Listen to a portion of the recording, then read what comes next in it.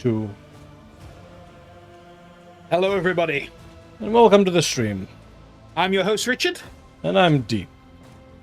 And we are playing RogueTrader today. If you missed us yesterday, we are cracking on with our playthrough of RogueTrader. No breaks now. We are on till we finish. I also had the opportunity this time around to actually go and do a thing. Oh? Yeah. What have But we you weren't done? expecting that. No, I certainly wasn't. Yeah. Thought you mightn't. So what did See, you actually go and do? mightn't sounds like a wrong word, but I think it's correct. I think it is correct, actually. Mightn't. Mightn't. Mightn't. So, I went and did shopping. Because rogue traders be Hey! shopping. RogueTraders do be shopping. So, first of all, we have a hat. Ooh! Is that a commissarial hat? Yeah. Nice. We got it in Komora, but, you know, now it's on full display. Yeah. So, we also got this other server skull I didn't notice. That's fun. Cool. Other big things. Abelard's sporting slightly different power armor. He's wearing the okay. familial one. Right. It's not as good as the other one, but you know how we couldn't equip that to the sister, and we were very confused about why she can't wear power armor. Yes. Yeah, no, she can't wear this very specific power armor. Right. So, yeah, it's... Sororitors can't wear this for some reason. Okay. So I gave her the other power armor. Awesome. So, that's cool. It's not as good for her, but, you know, still good. Yeah. Abelard's slight decrease in performance will be offset by Agenda's massive increase in performance. Yes. Also, through all the projects yesterday, we got a bunch of stuff. Mm-hmm. So, if I go to everything, find the list, we've got like all sorts of stuff, because the reputation with a lot of the syndicates had risen a lot. Right. So, I got this overcharged plasma gun, Ooh. which can only fire overcharged shots. That's fun. To be fair, that's what you were only doing anyway, so... I got Nice. this mace for Abelard, which is cool. Ooh. Armor. Now, I also got this heavy emergency cutter, Oh. which is a rockshaw with 50% armor penetration. Ooh. But I also want to try this drill we got. Oh, yeah, the emergency rock drill. Yeah. Ah. Cool. So we'll see how that goes. Yep. No new weapons for Argenta. I got the red crystal staff for Cassian, Nice. so that's nice. Got this pretty cool power sword for Heinrichs, Yep. so that's neat. We also got this Riser pattern chainsword Ooh. and this bolt pistol as well. Nice. So Ulfar should have had a little bit of an upgrade, and then bits and bobs everywhere. I basically went and re-equipped everyone and the like. Nice. And so, we are ready to begin. Alright, let's do this. Onwards, into the Coronus Expanse. We're back. Time to start putting out fires. Yes.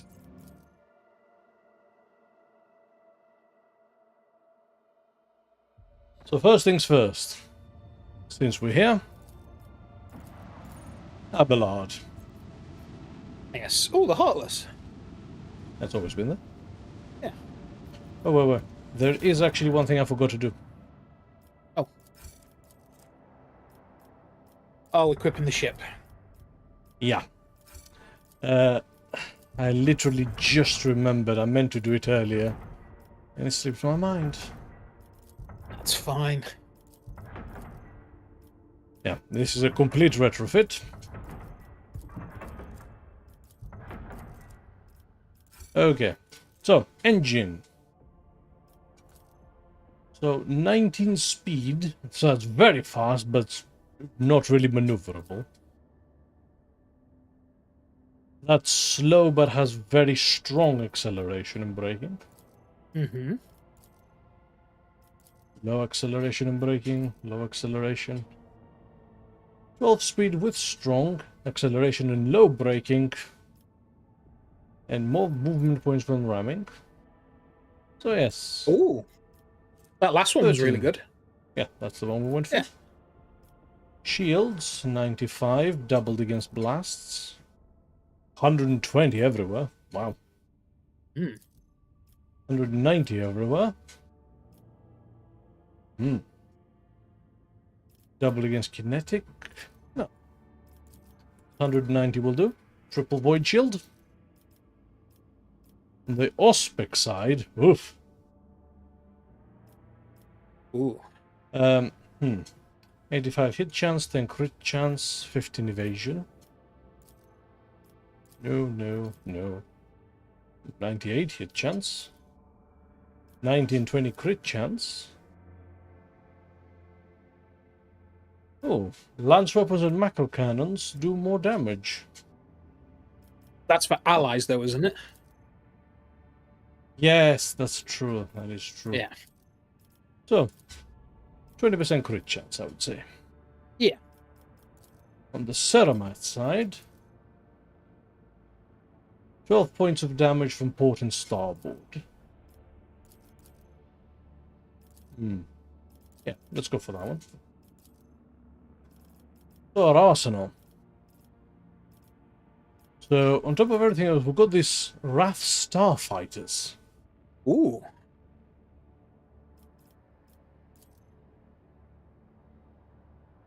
Okay, so we want to be fighting flak. Yes, because that's very good. And now we have the Wrath Starfighters too. So, on the port side,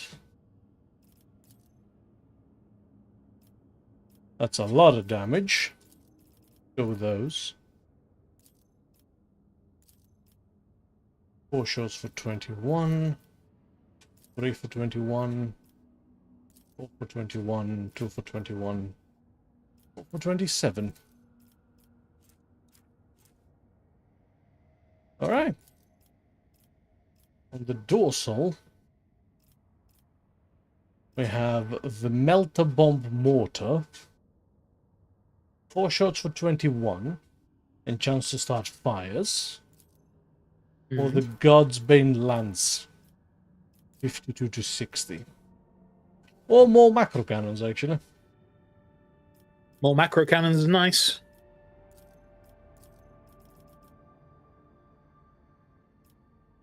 Yeah, okay. On the prow, we have options.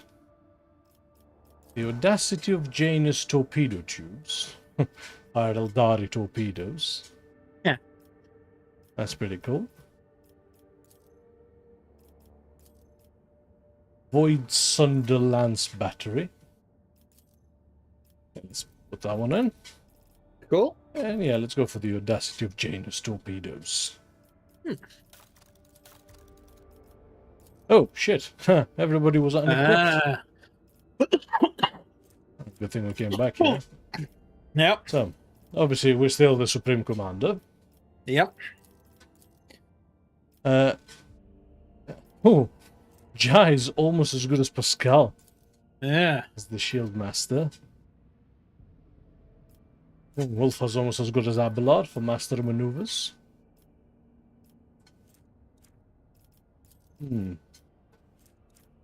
Master of Etherics is awareness. Okay, so agenda has minus 160 for warp channeling. Ooh. Yeah. Oh, that's kind of... I don't know, we can equip her. So, while Cassia is the best as a warp channeler, I had already built Idira, And her warp channeling kind of sucks now. Oh. The hell? So she's now like a better master of etherics instead. Huh. So, we either upgrade the vulnerability scan or the warp augury. Yeah, might as well. Okay. Alright. And so, let's quick save just in case. Yes. And we're off to Dargonus. Yep. Let's go and sort this shit out with Abelard. Right. Bringing the Space Marine. I'm thinking of giving him a try. Cool. That or Heinrichs. Now let's try the Space Marine.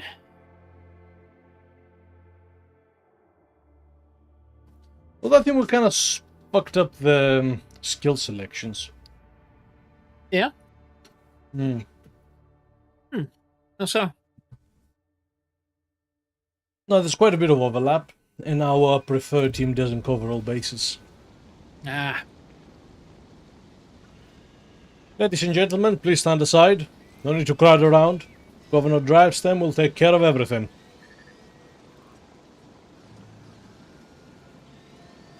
This is ridiculous. Such a thing happening right in the RogueTrader's palace.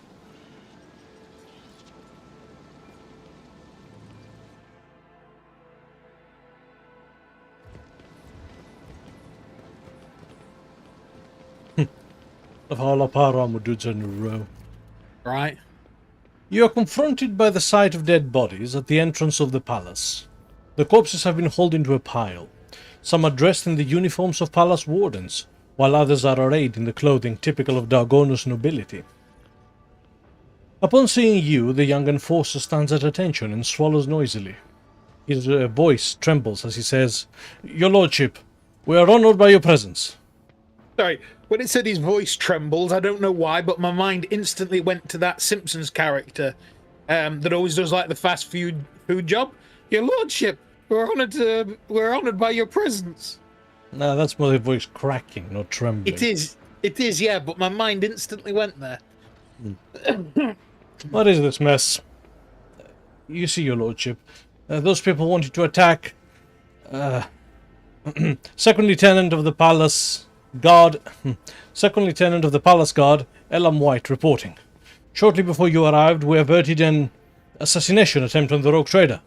The Palace soldiers detected intruders and engaged them in combat. There was an assassination attempt on me before I arrived. Wow, impressive in a way. Right. Observation. There are rare high-functioning servitor specimens present among the expired units. Such specimens are traditionally bestowed upon the noble houses that are most loyal to the sacred fellowship of the Adeptus Mechanicus. The augmetics of the disease do differ from the implants ordinary people wear. Their intricate construction makes it clear that the deceased were not ordinary humans. Abelard frowns. As far as I know, House Gaprak has received such servitors from the Crimson Priesthood as gifts in the past, although this is my first time seeing one myself. Where is the cold Wow, I cannot talk today. Where is the court chancellor, Clementia Verserian? I think she's with the rest of House Verserian. Detained in the throne room, that is. Governor Drivestem has gathered all of Dargonus' nobility there to pronounce a guilty verdict against House Verserian. Why is the governor not here to greet the RogueTrader? I do not know, your lordship. Perhaps he is...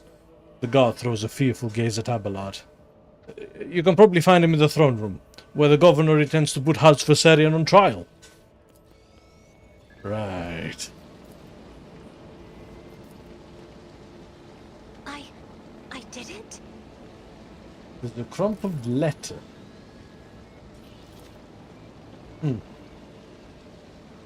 Inside the blood-soaked jacket. I didn't get that, did I?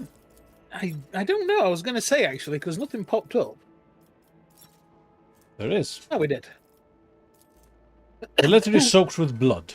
Only a portion of the text is readable through the crimson splotches. Careful and discreet. Keep away from the lords and ladies. You must look like a noble to the servants and wardens. Do not engage in conversation with anyone.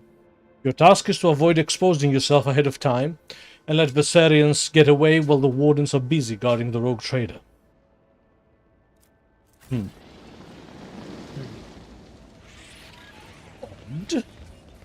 Very. It's about time. How are you doing there, Jay?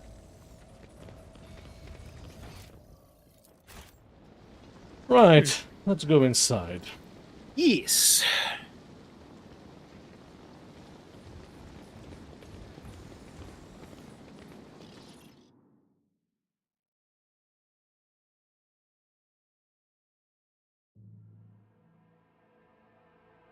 And why are you doing the trial here? Shouldn't you be doing it in front of the sacred multi-melter? That's for special cases. Ah. Now the condemned come forward. I mean, the accused, the Captain who accused. graces the freight line with visits and speaks to the That's lowliest him! of That's the man! Retirement has never sounded more tempting.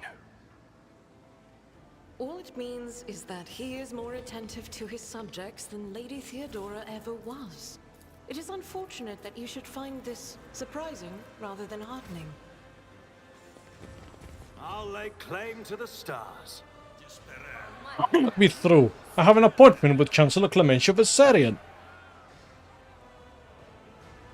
My apologies, my lord, but you cannot go any further. Governor Drivestem's orders.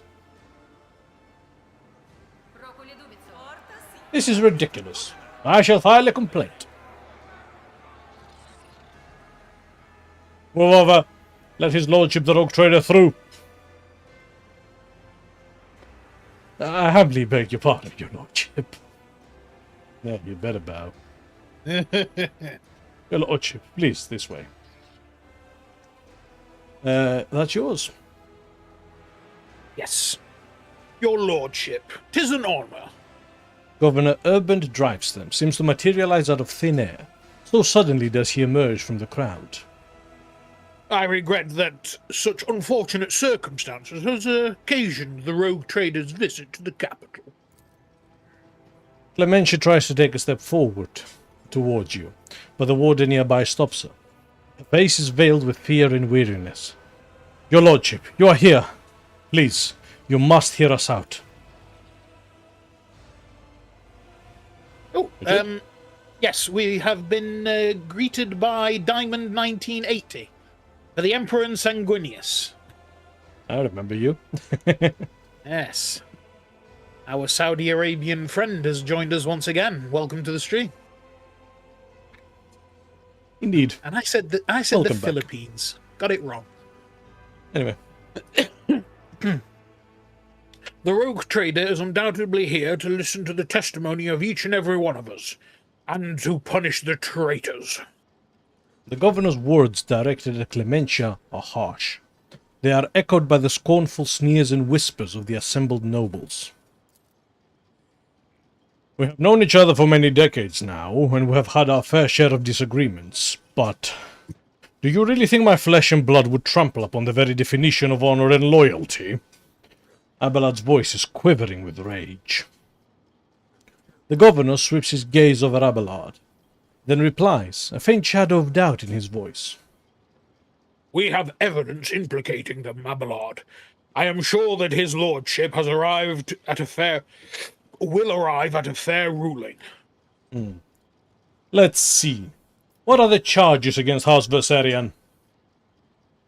Disruption of logistical lines, bribery of Adeptus Administratum officials, document forgery, and organization of heretical insurrections. On top of the evidently devastating economic impact that this has had on your protectorate, these criminal acts have impeded the delivery of the imperial tithe, which, in turn, has drawn the Administratum's attention. Needless to say, the esteemed Adeptus Arbeit cannot ignore the situation either, and before their representatives arrive at the palace, we are obligated to identify and punish those responsible. I see. Clementia, I wish to hear your account. Your Lordship, House Viserion denies all charges laid against it. Clementia glances at the governor with defiance. These last few months have indeed been trying for Dargonus, but we have done our best to remedy the situation. My family's every effort was focused on stabilizing the capital's logistics and economy, so much so that we failed to notice the web of intrigue unfolding behind our backs. What happened to Dargonus in my absence? When we caught wind of the rumors of your disappearance, we patiently awaited news of your return. But then Dargonus was struck by a series of terrible events. The first was the sabotage of the logistics that hampered shipments. Then mass unrest spread across the entire planet, and the minor noble houses began squabbling amongst themselves, trying to pin the blame on their rivals. We took great pains to calm them down and managed to quash the revolt, though not without some outside help, unfortunately. These events have also been overshadowed by the... I am ashamed to even say it out loud in front of you, your lordship. The rumors circulating among the higher houses.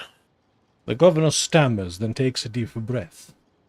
That some were calling for Theodora's true heir to be installed at the head of the house, Conrad Voitvik.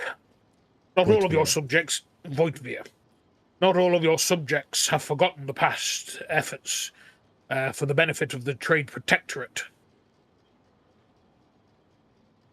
So Drivestem stops talking, watching you with a tense expression. When the investigation was launched, the evidence led us to the Visterians. Right.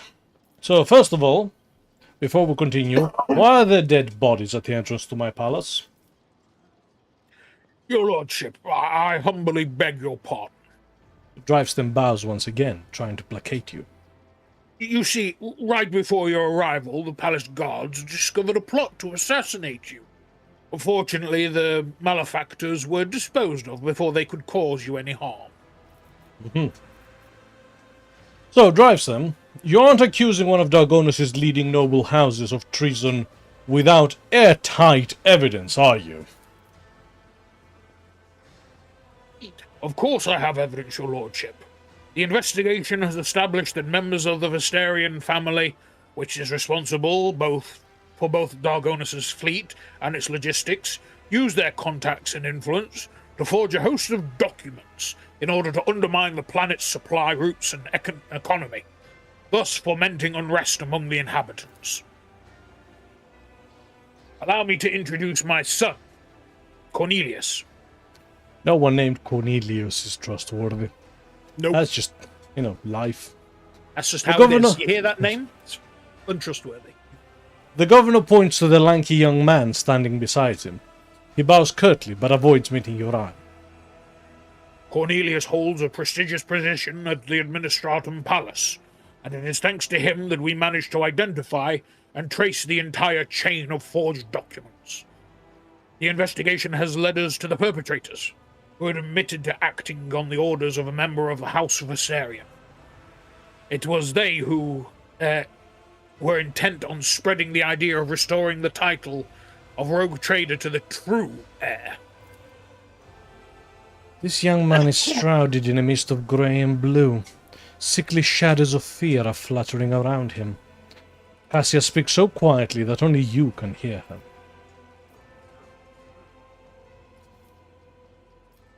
So, speak to the heads of the houses present. Do the rest of you support the governor's accusations? The aristocrats in attendance exchange glances. The noble lords averting their gazes, and the noble ladies hiding behind their fans. No one is willing to be the first to answer. Right. Uh-huh. Over his many years of service, Governor Drivestem earned Theodora's trust, and he holds his high office for a reason. Saubach's tone is stern and imperious. On behalf of House Saubach, I support his accusations. Your lordship, Governor Drivestem has always faithfully served the rogue traders of House Valancius and concerned himself with the future of the trade dynasty, And so, House Gaprak thinks his charges against House Viserion to be sound. The augmentics hide Toriana's emotion, but her voice sounds slightly timorous.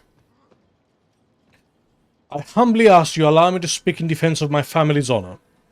The evidence provided by the governor is utterly false. I cannot refute it, but I can say with confidence that no one from my family has ever tried to forge documents in the Adeptus Administratum, let alone undermine the economy of your capital. So, I do not have time to deal with this. Accept your findings. Find the Viserians guilty. Holy shit. Sabotaging logistics, riots, conspiracy. The case appears to be flimsy. I wish to learn more before I make my final decision. Yes. Or the rewards are not enough to make me doubt their loyalty. No. We're getting to the bottom of this. Yes, we're not just dismissing the charges, because... Because here's the thing, right? Something happened. Yes. And now, I'm gonna start digging. Yep. Anyone willing to retract their charges before we begin? In the words of Steve Rogers. Before we begin, does anybody want to get off?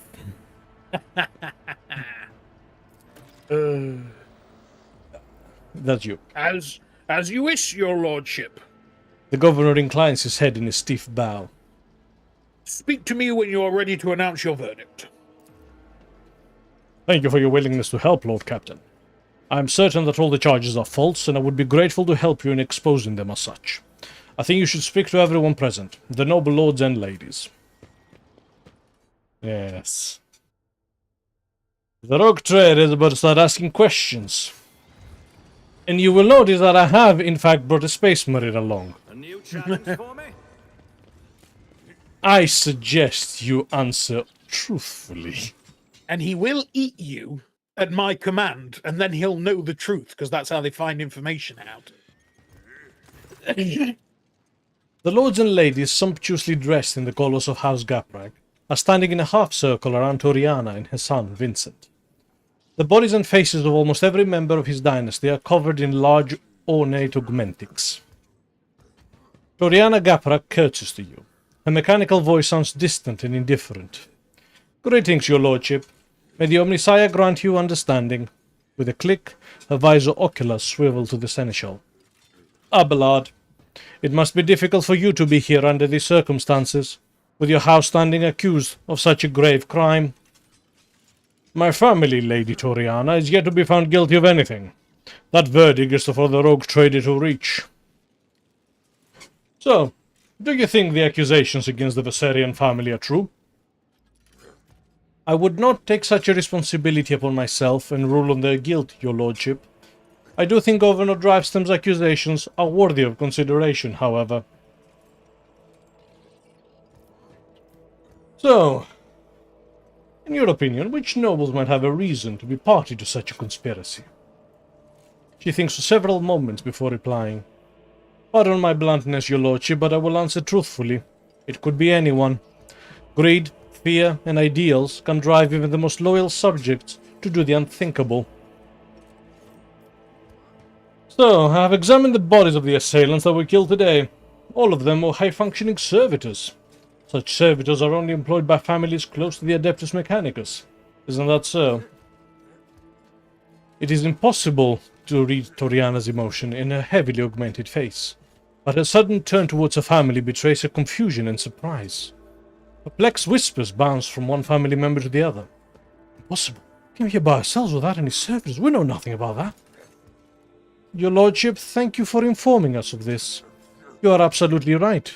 My house has indeed been endowed with high-functioning servitors, a blessing for those who revere the Omnisaya. But today, none of our house members were accompanied by them. I also found this note on the bodies of one of the attackers. Your thoughts? Toriana's mechanical fingers grip the paper.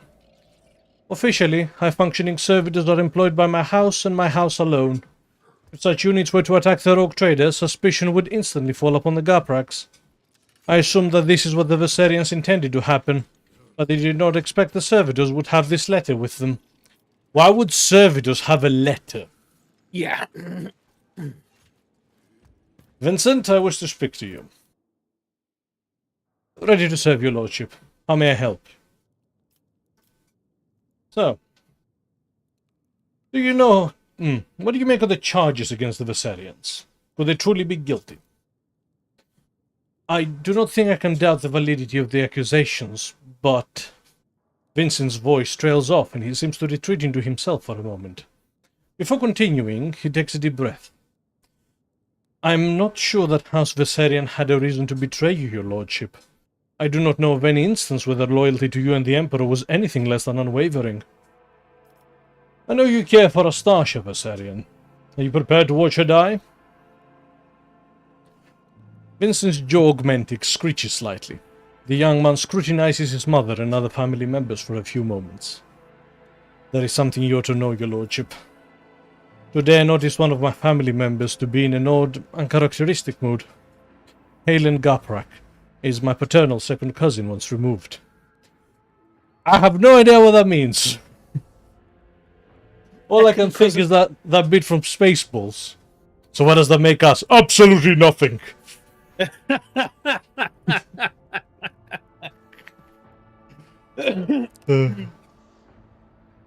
Yes. Paternal second cousin once removed, may the Emperor save his soul. Usually reserved and self-possessed, today he was frantic and anxious, fidgeting with a small piece of paper and seemingly looking for someone to no avail. When I last saw him, he was headed to the entrance hall where the altars are. Perhaps you should talk to him. That will do.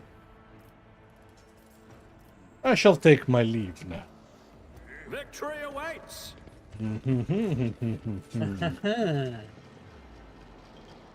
There's a conspiracy. There most certainly is. There has been murder most foul.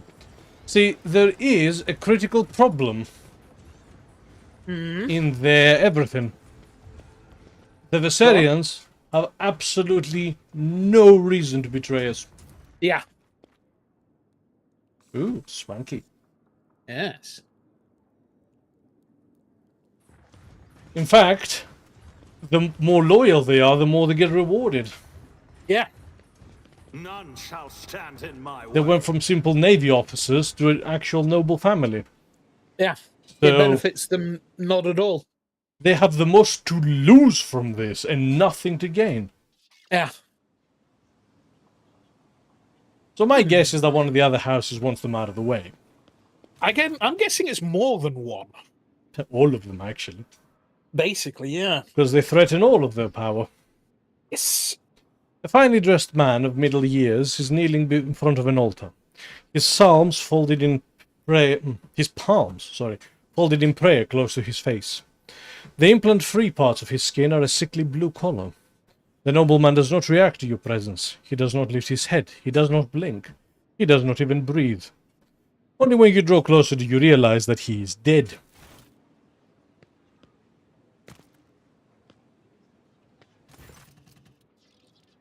Abelard looks at the man, his eyes grim. Colors of House Gaprak. I do not believe he decided to take his own life in such an extravagant way. As far as I know, there is a warden post here, but I do not see any wardens. The seneschal looks around. There is no one to ask about what happened here or with whom this man spoke before he died. I would like to ask Urban where the palace guards suddenly disappeared to. Let's examine the body. There are no visible wounds on the body, but near the edge of the gold-trimmed collar you notice a tiny puncture in his blue skin, likely a wound caused by a thin needle.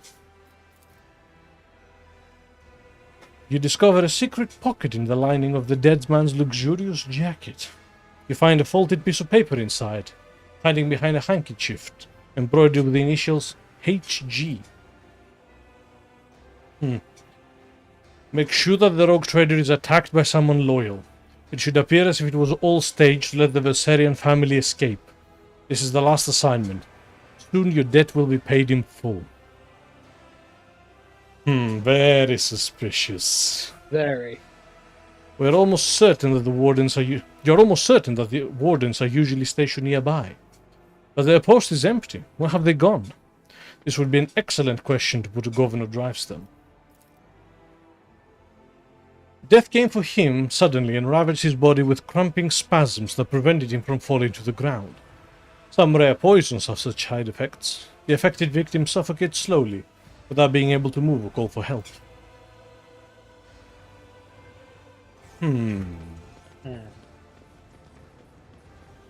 Okay. I won't tolerate weakness. Like, what we found already basically not exonerates the Viserians necessarily, but almost definitely, you know. Cast shadows on everybody else.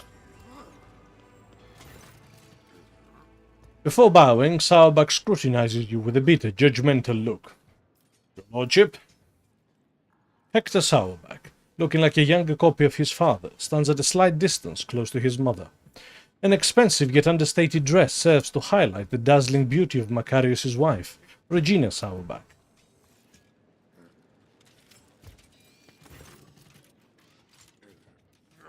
The members of House Sauerbach, led by Macarius, all bear a striking resemblance to one another. With their slender builds and stern looks, they bow to you almost in unison. So, do you truly believe the Viserians are guilty? Certainly, Sauerbach replies without hesitation. Governor Drivestem possesses proof of their guilt, and they have no means by which to refute it. Even if I were to entertain the idea that the Viserians are being framed, how much longer would their house have lasted anyway, if it is so ill prepared for treachery? He addresses Abelard with a slightly mocking tone. My advice to House Viserion would not be to appeal to the RogueTrader for help, but instead to simply stop, accept their fate, and not make matters worse for themselves. Wow. Dick. I cannot remember Maximilian von Valancius seeking your advice on what House Viserion should do in this situation. Pay attention, Macarius. Focus on the RogueTrader's questions. So, who apart from the Viserians could have a motive to conspire against me? House Drivestem, wishing to expand their clout. House Gaprak, who lost their influence after the Kiava Gamma incident. Sauerbach looks back at his family and then turns to you again. House Sauerbach, whose patriarch is too direct in his communication with the RogueTrader. Anyone could have a reason to conspire against you, and equally they could have none. It is not a question of motive, but of loyalty. Each of your subjects has sworn an oath of loyalty to you, so whose sincerity do you doubt? All of you, really. Yeah. You're all just a bunch of little birds clawing at the corpse of the Empire that you hope I leave behind. That's fine though. I can deal with it. So, the assailants sent to the palace were rare, high-functioning servitors. Do you think the Gapraks could be behind the attack? I have always thought Oriana too weak to participate in such risky ventures, but it seems I was wrong about her. I discovered a dead body in my palace. A man of House Gaprak was killed while praying to the Emperor. He had a note on him. Do you know anything about it? Macarius looks at the note without taking it from your hands and replies without hesitation. No, I know nothing about this note. We also need to talk to House Garprax again about the dead guy.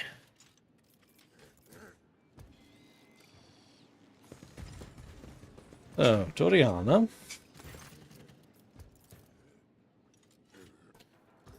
Oh, okay. I discovered a dead body. A member of your house.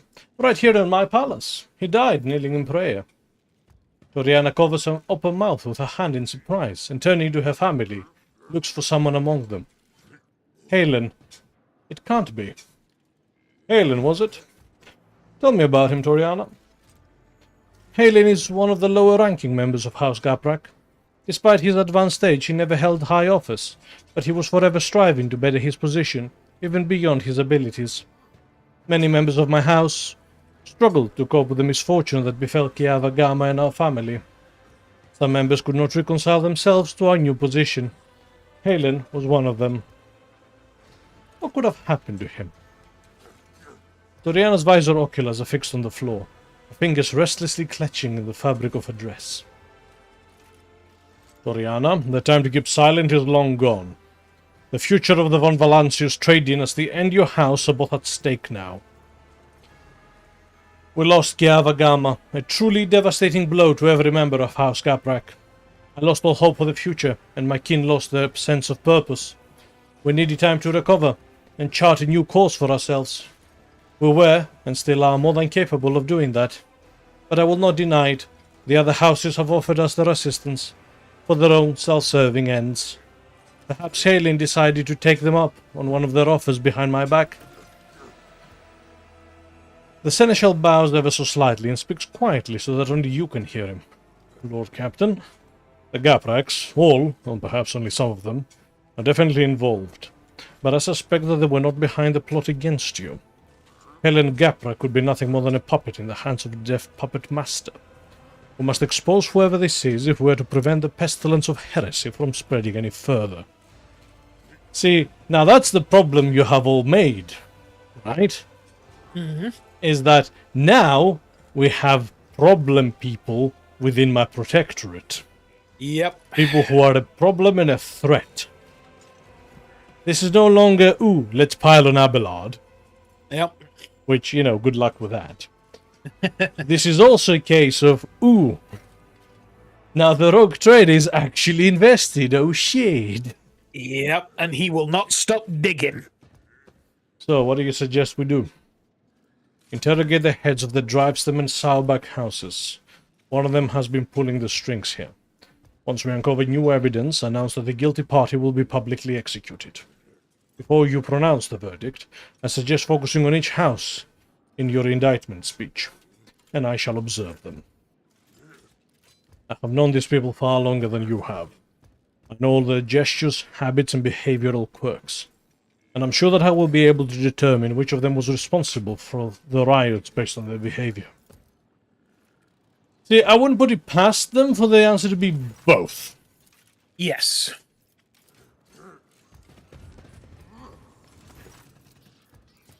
Okay. Follow my lead. Throne, sweet throne. Yes. Let's talk to the Viserians. Your Lordship, these accusations against my family simply make no sense. I humbly beseech you to speak to Clementia. As you draw closer, the wardens step aside, bowing respectfully, allowing you to approach the Viserian family. Clementia, tired and slightly disheveled, is the first to bow her head to you in deference. Several men and women behind her follow suit. Diamond says that this is something Conrad would do. Yeah, actually, that has very much the taint of spycraft behind it. Absolutely, yeah. Your Lordship, the woman stammers as if lost for words. Accept my most humble apologies for failing to greet you properly, and my thanks for agreeing to speak to me before making your final decision. The charges brought by the governor are severe, but I can only assure you of this and swear on my own honor we are not guilty of the crimes that House Viserion is being accused of. Clementia. A hint of sorrow creeps into Abelard's voice, belying his stern facade. You were acting head of this family. You were supposed to take care of each and every family member. And now you are being accused of treason and collusion against the RogueTrader, and the entire family is facing death. How could you let this happen? So Abelard has actually stepped back from... Yes. And focuses 100% on being a seneschal, I suppose. Yeah. Interesting. Are you truly guilty? Be honest, I will not tolerate lies. Clementia, if you know that a member of your family is guilty, or the crimes you are being accused of... Abelard, it is my family too, you know! The woman's words burn with defiance. My apologies, I should not lose my composure. No member of House Viserion is involved in a conspiracy against his lordship. Honor and loyalty are not something we take lightly, and we know whom we serve. So, the governor claims you forged documents in the administratum. I mean, I forged some documents in the administratum earlier, but I think that's okay because I did it. But, Yeah, we're the RogueTrader, that's fine. That's, privilege. Yeah, that's... when we do it, it's not corruption. It's, You know, it's just a little sneaky, little, scallywag behavior. It's cute, Corruption, corruption is only bad if I am not involved in it. Or don't benefit from it. Yes. The fleet is the primary remit of House Viserion. It is our responsibility.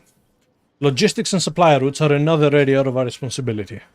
We have no direct influence on the inner workings of the Adeptus Administratum. The first large-scale deliveries were cancelled after quantities of food were miscalculated by clerks in the Administratum. Then we were faced with incorrect weather data and a meager fuel budget. It was clear that the cause of these problems was the calculations performed in the Administratum, in one way or the other, but no matter how many times we asked, we could not ever obtain any clarification on the matter. So, I found this letter in one of the bodies of the heretics who planned the attack. What can you tell me about it? While Clementia read your letter, the Viserians behind her read it over her shoulder. Your lordship, let us be frank, it would be foolish of me to try to orchestrate something like this, knowing how many wardens are patrolling your palace. I would not have let myself or anyone in my family get involved in such a scheme. Yeah, that's the thing, right? It's too bloody obvious. It really is. The attackers were high-functioning servitors, ones that look closer to ordinary humans. Did you know anything about them? Servitors? Is that so?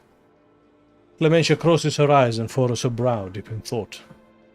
I have encountered servitors that were indistinguishable from normal augmented humans, but only once. They were accompanying several members of House Gaprak. If you are not guilty, who is? Who stands to gain from framing you? Anyone, really. Clementia replies with a bitter laugh.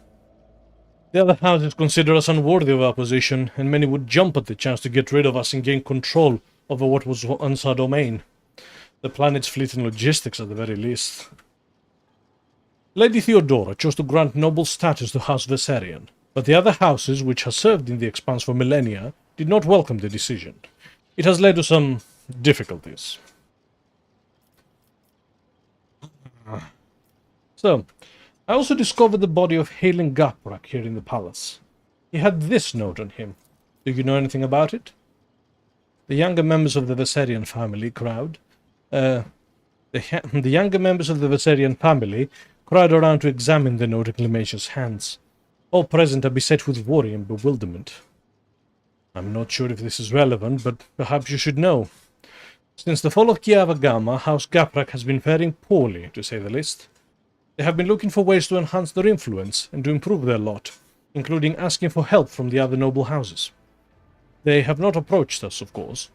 It is shameful to seek help from those you consider your inferiors, you understand. But perhaps that drives them, so the Sourbucks can tell you more about this matter. I want to find out what is going on here and who the real mastermind behind all this is. Where do you think I should start? I'm afraid I cannot be of much help. Talk to the representatives of other houses, eavesdrop on their retinue, and perhaps you will hear something unusual. A new challenge for me?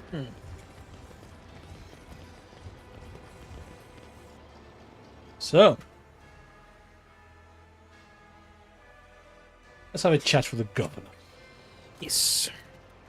Governor Drivestem is surrounded by his retinue, who are all dressed in expensive gowns and finery. The matching color scheme of their outfits and the striking physical resemblance among them suggest they all come from one family. Your lordship, thank you for giving this case your undivided attention. The governor bows and the rest hasten to follow suit. Undivided, eh? Chaos, undivided governor? So, I wish to hear your reasoning again. What makes you think the Viserians are behind this plot against me? As soon as the logistical and economic problems gave rise to the initial rumors, we tried to find the person responsible for spreading the calls for Voidvig's return. The investigation showed that some of the documents inside the Adeptus Administratum were forgeries. Some of them, yeah. Obviously not mine. We can thank my son, Cornelius, for such astute observations. Has a good eye, does he? Elliot, take the shot, take the shot. Oh no, this dastardly elder has killed your son!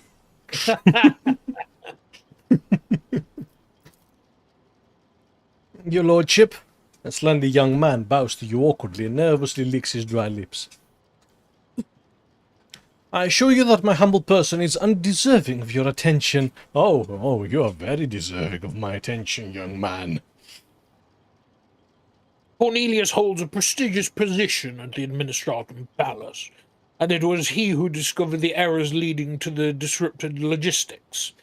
It is also thanks to him that we found the perpetrators of the forgeries, who admitted to acting on the orders of House Valentius. Viserion. Viserion. If they were acting on the orders of House Valancius, we have a different problem here, Governor. Right? Diamond says, suspect much? Too fucking right. I never liked this guy. No. But then again, as a long-time D&D player, I instinctually hate nobility. It is a thing, isn't it? You just naturally gets you back up. Because they think they're better than you, when you could just kill them with a single glance. Yep. What do you make of this letter? I found it on one of the assailants. Governor Drystamp peers closely at the blood-stained paper.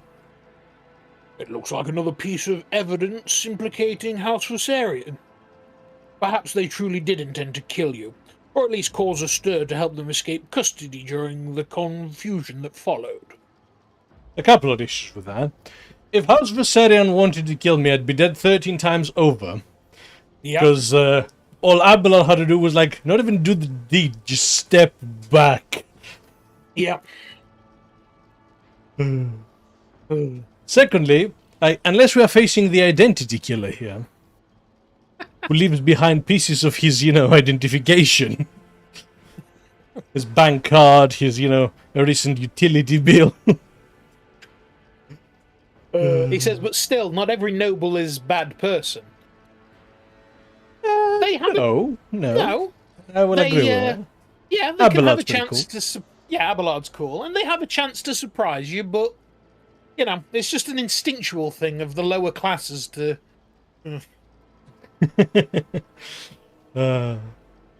So, all of the assailants were high-functioning servitors.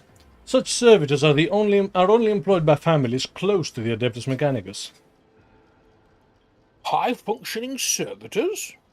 Drivestem ponders this, rubbing his chin with his thumb. That's overacting as shit. Such servitors are indeed rare, and the Gapraks do have them in their service. But this could have been done intentionally with an eye to confuse you. Anyone with a desire and sufficient funds can hire them. Well, I'm saying it's much harder to hire high-functioning servitors than it is to write a note. Yes. So, tell me about your son, Drivestem. Thank you for your interest, your lordship, but I am not worthy of it. The governor's son. Boy. Methinks the boy doth protest too much. The governor's son bows and stands still as he nervously stares at the floor. Son show due respect. Forgive him, your lordship. This is the first time he has had the honour of attracting the attention of the rogue trader. So, tell me about your job, Cornelius. What do you do? Do you want me to do the son as well? Oh, okay. I don't know. Do you want I don't mind. Give you a bit of a break. to? Go for it. I manage the documents and records related to the economy of Dargonus. You probably know how scrupulous the workers of the Adeptus Administratum are. I am afraid that a more detailed explanation of my duties would mirror the administrative process of the Administratum. Too long and overly detailed. Cornelius tries to look at you in the eye, but it is clearly hard for him to do. How did you manage to find the forged documents in the bureaucratic hell that is the Administratum? I still have that note from the inheritance that took 114 years and is still ongoing. And you managed to do that in days. Sus. When compiling reports on the last cycle's supply chain, I noticed inaccuracies and discrepancies in the figures. With the help of other clerks, I managed to find several other documents. Cornelius stammers and swallows noisily. Comprehensive data analyses had shown the discrepancies were caused by intentional tampering with the data, thus leading to some sort of logistical problems that were particularly unsolvable. Practically unsolvable. Father and I managed to single out the administratum clerks responsible for tampering with the data. Following a heated interrogation, they confessed that they were following the orders of someone from House Viserion. Everything was supposed to look as though they were the ones suffering losses from the logistical and economic problems. But does House Viserion have access to the Adeptus Administratum? There is no conceivable way they could do all this in a place where they do not hold any power. Hell, I went to the Adeptus Administratum and was stuck there for weeks! Yep. Before replying, the governor's son nervously adjusts his expensive frock coat. I think the right amount of money can open any door. Cornelius, what is the true reason for your nervousness? The young man's pupils suddenly dilate. He stands at attention and replies to you in one breath. This is the first time I have spoken face to face with the rogue trader. I'm afraid of saying something wrong or forgetting something important. The governor closely watches his son. His tone changes, now sounding strict and curt. See, he's done this so he can throw his son under the bus. Yep. Do you wish to tell the Lord Captain anything else? I see you cannot contain your awe in the face of the grand persona of your lord. I will not trouble you with any further questions. Yes, that is the persona I have been putting out, isn't it? Yes. But here's the thing.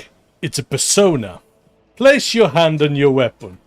You are speaking to a rogue trader, and my patience is running out. You see the flash of terror in Cornelius's eyes as he stares at your hand on your weapon. He speaks quietly and confusedly, without raising his head. Forgive me, your lordship. I can't do it anymore. This lie has gone too far, and I can no longer control it. The truth is that all the logistical problems were caused by a single error in the numbers. My mistake. What?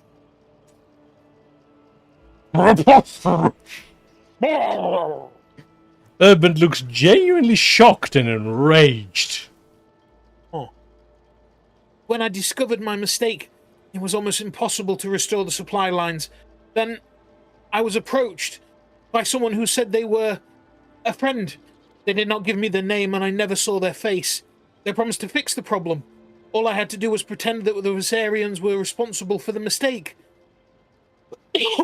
And as for the rest of the evidence, they promised to arrange it all, and... Cornelius is suffocating with fear, unable to speak. Urban curls his hands into fists, the knuckles turning white. What have you done? How could you? Your lordship. He suddenly turns to you, as if trying to shield his son. This is my fault. I trusted my son, and have failed you in doing so. I beg you, have mercy. Abelard shakes his head. And you called my family's honor into question, Urban. Nevertheless, I have no desire to kick a man when he is down. Lord Captain, the confession you have obtained means that House Viserion can now be cleared of all charges.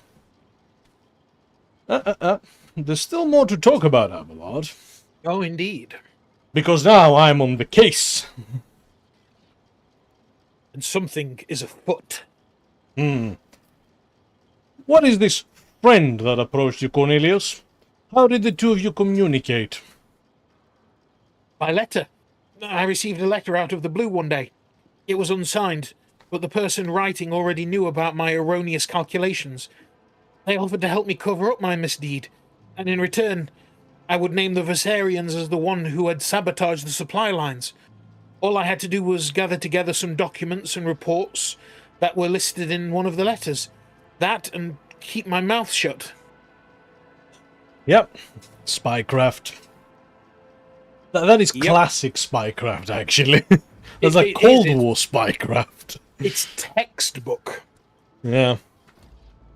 Okay, Urban, your son has found the courage to admit his mistake. I will try to find some compassion for him in my heart. Thank you, your lordship. The governor bows low. Then he gives his son a look of bitterness and frustration. And as for your position, I think you will be reassigned to a role requiring less responsibility. However, we still have a matter of the dead. I found a body in my palace. A member of House Gaprak was slain in front of an altar. Do you know anything about it? A member of House Garprak was killed in the palace, The governor's eyes bulge in surprise. and no one noticed? But how? There are wardens posted at every altar. There was no one near the deceased. The wardens had left their post. Did you order them to do so? Emperor forbid, your lordship. The governor helplessly throws his hand up in the air, as if to signify his powerlessness. Your negligence is stunning, Urban. An assassination attempt followed by a mysterious death, and yet here you are, oblivious to everything. The RogueTrader can justly accuse you of allowing a noble to be killed in the palace, and of failing even to notice it. It may be so, but the RogueTrader to accuse me of negligence, not you. The governor addresses you once more. Your lordship, accept my deepest apologies for my impertinence. Nothing matters more than my honor. I shall send the servants to deal with all this immediately.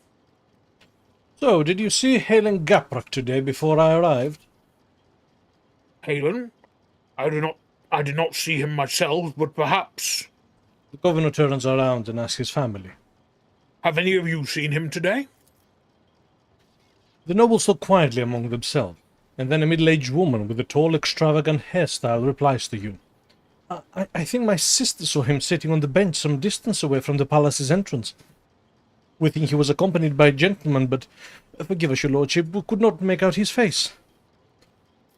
Lead me to the place. Of course, consider it done.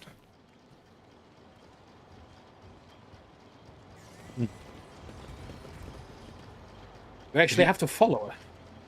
Yeah. Apparently so. What is that? I saw Lord Gapra conversing with someone here, your lordship.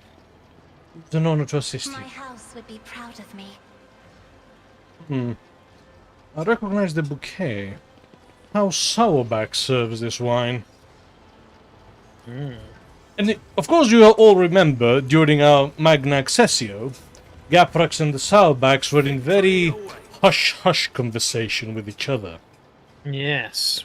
Heinrichs took particular interest to it.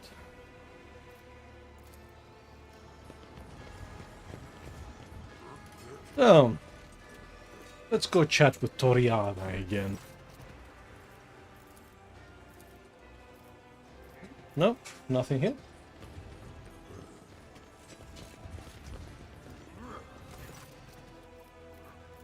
Ooh. No, I can't actually confront anyone about this. None shall stand in my way. Is there the perhaps governor? still more? I was actually going to have a look outside. Yeah, I think we should. Okay. I don't think there's one. No.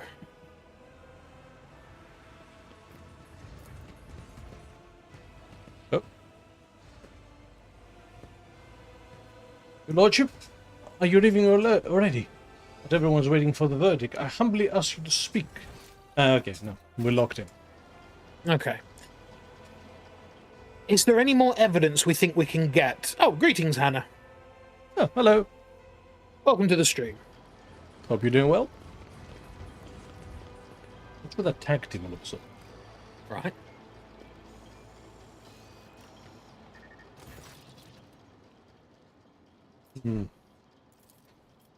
Okay, we can't. Okay, let's try it. Someone, everyone, I am ready to pronounce my verdict.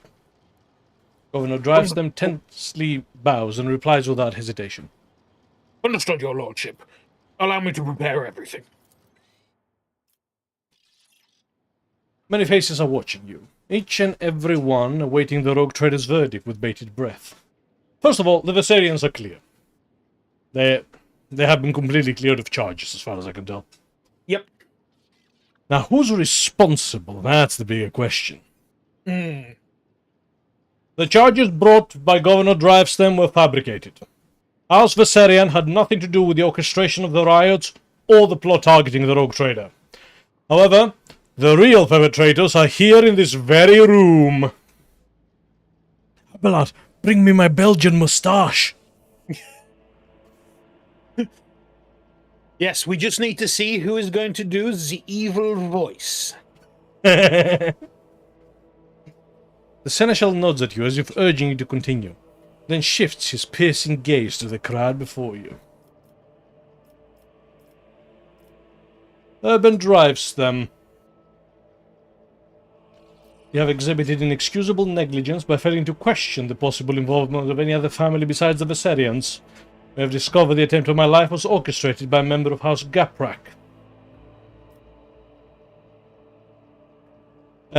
Or accuse him further of violations that were a grave error committed by his son.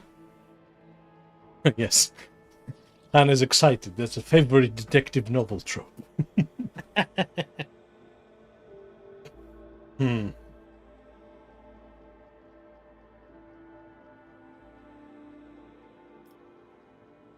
So, can we select all of them? I think we can, except for the first two. I think that's one or the other. Okay. Urban drives them. You have accused House Viserion of violations that were in truth the result of a grave error committed by your son. The governor closes his eyes, fear and shame getting the better of him. Some faces in the crowd look confused and surprised, but you see more wedding expression of self-satisfied contempt. Abelard looks from the governor to you and subtly shakes his head as if to say, no, it's not Drivestem pulling the strings here. Toriana Gaprak, a member of your family orchestrated an assassination attempt against me, here in my own palace, for like the 4th time this campaign. And though he was already been found dead, his act is reason enough to forever brand your house as traitors. Mocking whispers creep through the crowd. Toriana is trembling faintly. She still does not raise her head, perhaps out of fear of meeting her fate face to face. Seneschal's hard gaze softens. An elusive gesture visible only to you conveys the message: Toriana Gaprak is guilty only of her own poor judgment. House Sourback offered their help to the Gapraks, and the late Halen Gaprak seem to have accepted the offer. I suspect you are responsible for his death as well. Sourback furrows his brows and slightly cocks his head. He averts his gaze for the first time, as if trying to remember or make sense of something. You notice some restless movement behind him. Abelard narrows his eyes and scrutinizes Macarius Sourback, and his retinue standing behind him. His sharp eyes light up when he catches sight of something important and hidden in the crowd. The seneschal looks at you and nods, as if to say, the puppeteer has given themselves away. Pronounce the verdict. Oh, no. By the way, Hannah said, why are you even mad anymore? It seems like a common pastime trying to assassinate you. That's the problem! It shouldn't be a common pastime. That's why I'm mad.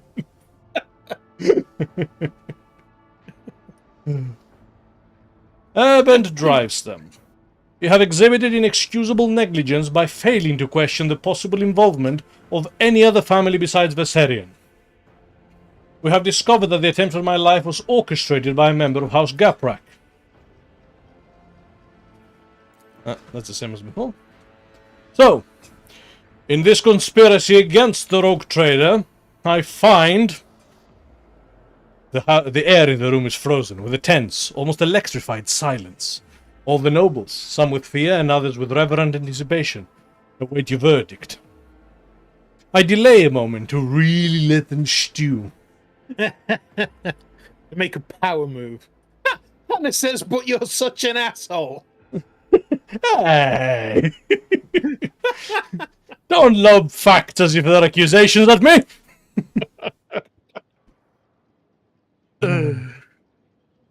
House Auerbach is guilty.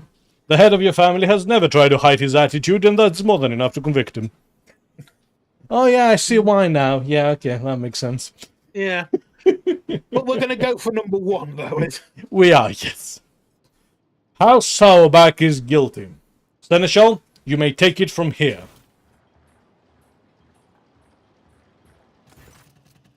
Abelard steps forward and stares intently at House Auerbach's patriarch. Macarius, I must admit that I have always admired your bluntness. But just as I have once had to say goodbye to a promotion because of my dislike for intrigue, you and your family might soon say goodbye to your heads. Tell me now in your blunt fashion, are you loyal to House von Valancius? Auerbach narrows his eyes, grimacing. I am loyal, Versarian. Abelard studies Auerbach, then suddenly nods. You are not lying, but someone else is. Someone who is poised to destroy both you and your family for her own gain. Macarius does not have time to respond. Regina, who is standing beside him, raises her arm, as if to slap the elderly seneschal.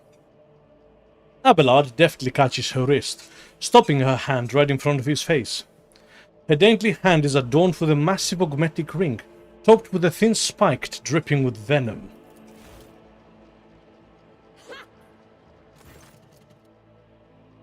Auerbach shifts his confused gaze from his wife to Abelard, then back again.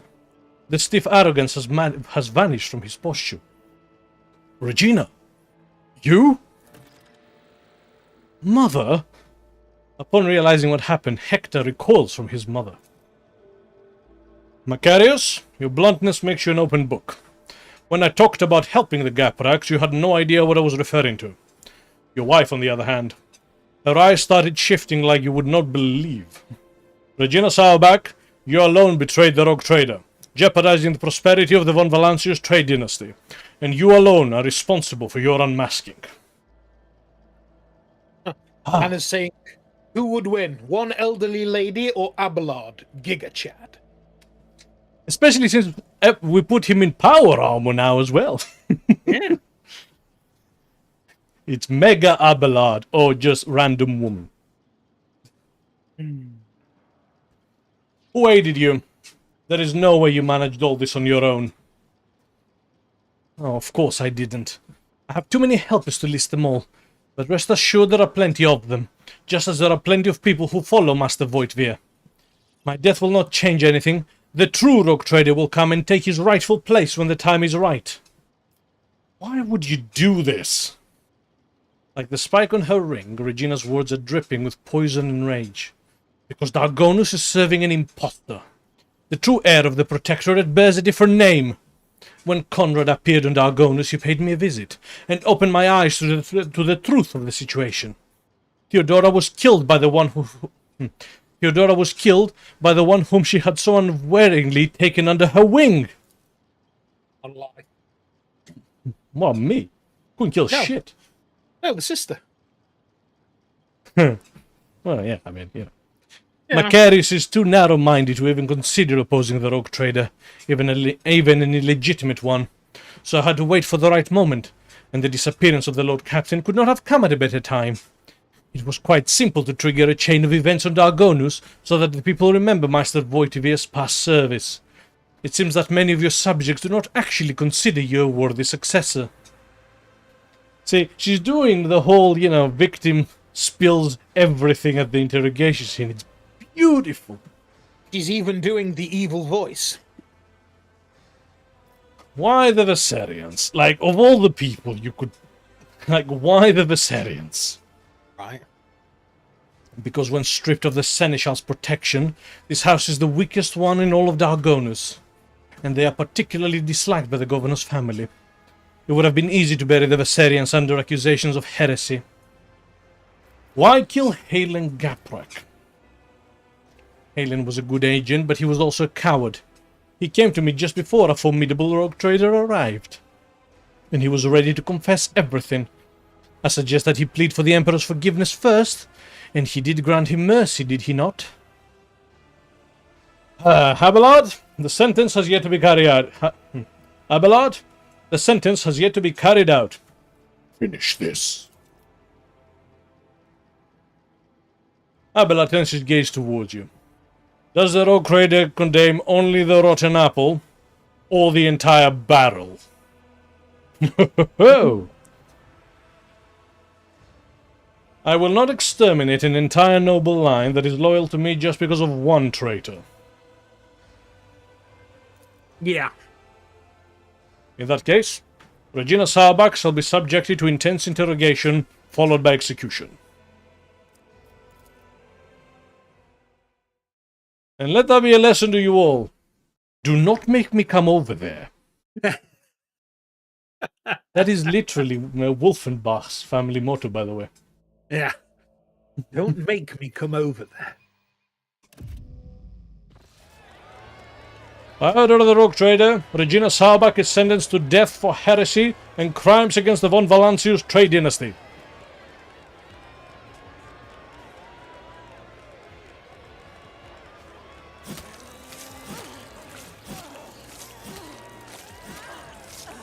The fuck? What? I think she was supposed to be on that bed.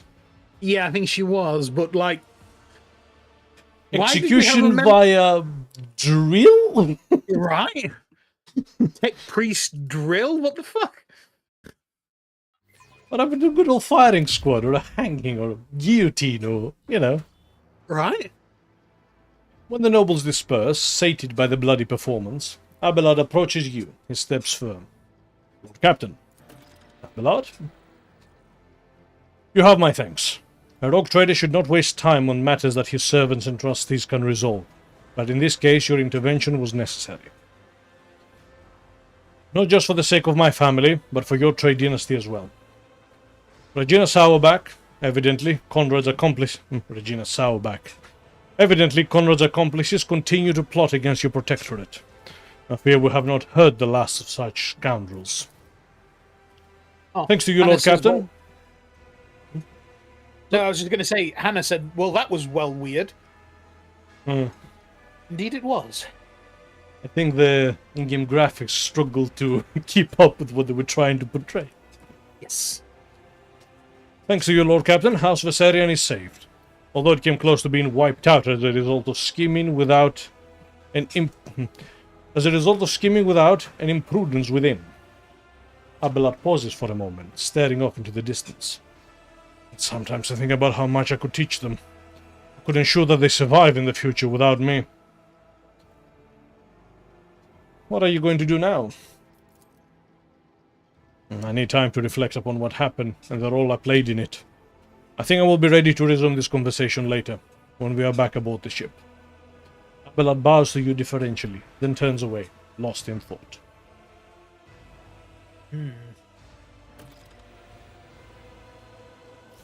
Right. Yes.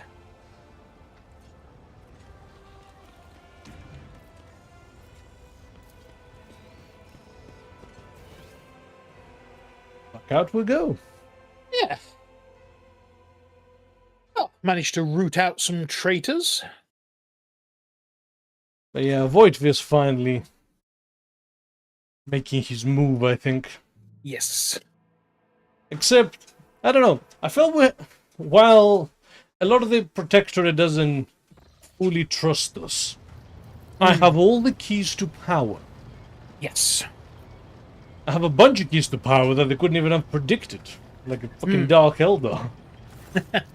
Lord Captain, allow me to express my gratitude once again for your assistance. If it weren't for your intervention, my entire family could have been executed on false charges. I could have lost them all. I never imagined the Viserions would be so vulnerable while I serve as seneschal to the Lord Captain himself, far from home. To tell you the truth, Lord Captain, this whole situation has got me thinking. As Patriarch of the Viserion family, I have a responsibility to my bloodline. Yes, it is my duty to serve as seneschal to the Rogue Trader, and I have no intention of relinquishing that role, if you find my service as satisfactory as did Lady Theodora. However, if I could be more involved in my family's affairs, and still serve the von Valancius dynasty. What do you want? Tell me plainly. Under Lady Theodora, I served as steward of the Trade Protectorate on more than one occasion. In that capacity, I was based on Dargonus, rather than traveling with the Rogue Trader on the flagship. If it would be possible, after the immediate need for my presence is over, I would like to return to that position. To oversee the Trade Protectorate on the capital world, while at the same time presiding over the Viserion family, and using my authority to help elevate it.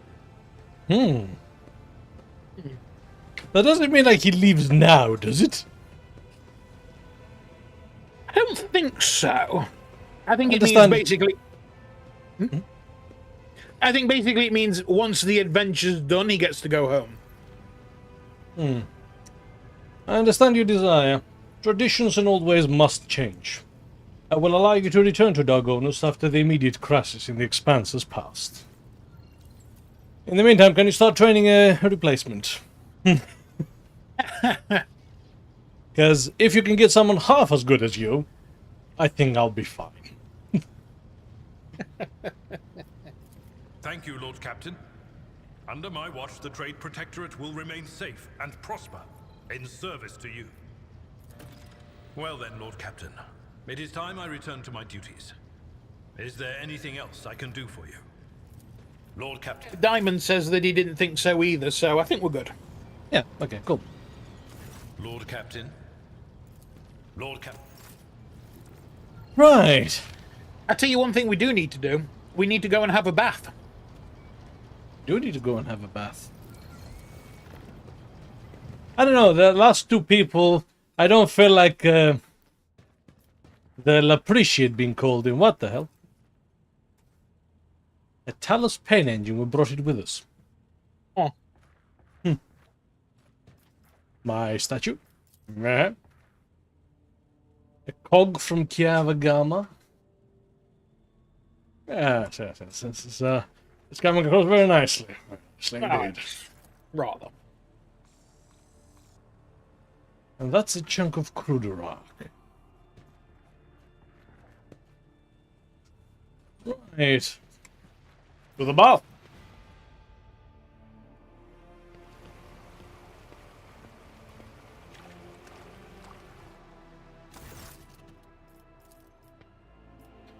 Ulfa, I wish to listen to his sagas. At once. You have fine chambers at Vater. Now what kind of saga do you wish to hear? Give me a heroic tale of valor. I have seen my brothers accomplish many fine deeds, but I will not tell stories of them today. Instead, I will honor the valor of a mortal guards maiden named Soria.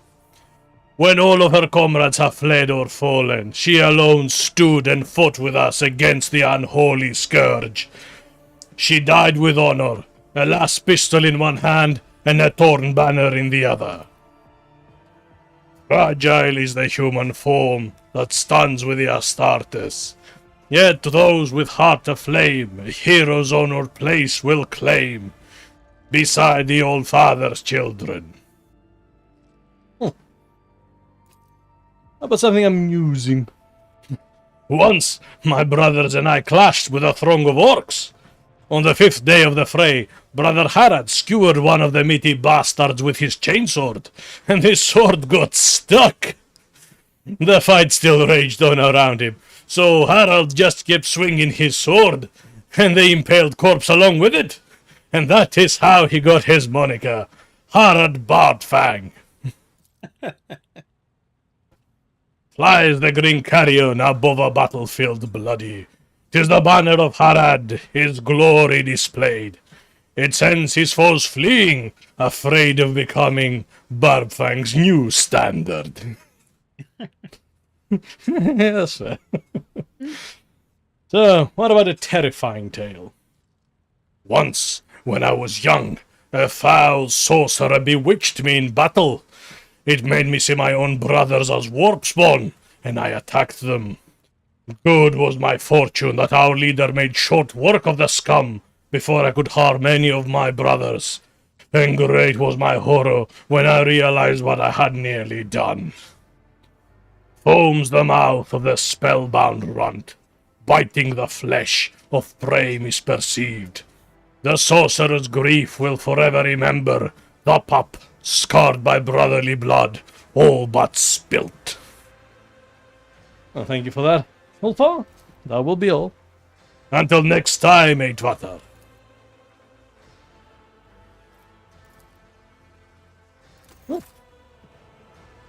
He was very chill about it. He really was. What about Marajai? I want to see what sort of amusements you will suggest.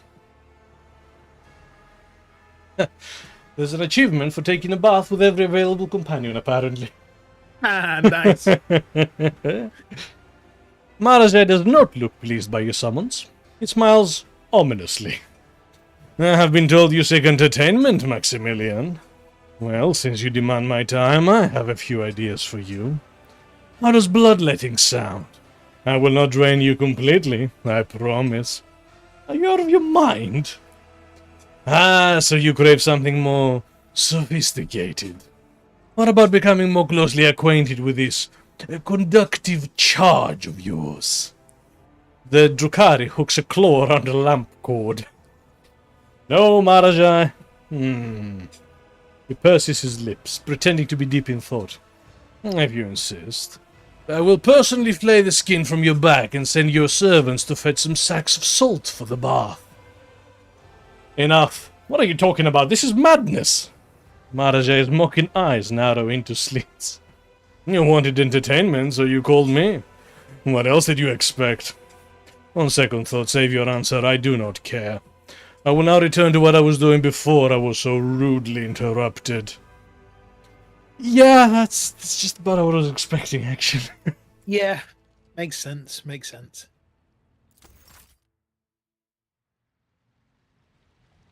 Hannah does make a good point that this is basically just Nordic sauna culture. Right. So, yeah, that's fair. That's a very fair point. Diamond is not impressed with the Dark Elf, that's for sure.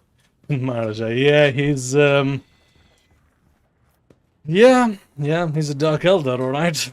Yep. There's nothing new in the vault, is there? No.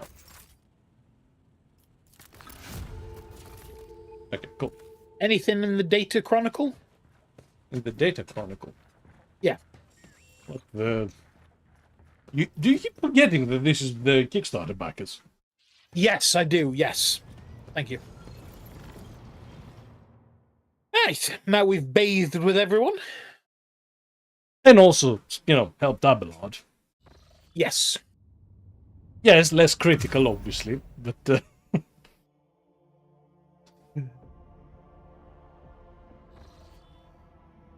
So... Right. There's something here?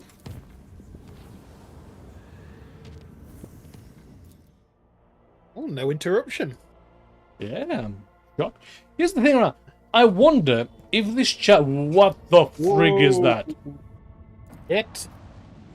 It indeed. What the fuck? What, the warp surge?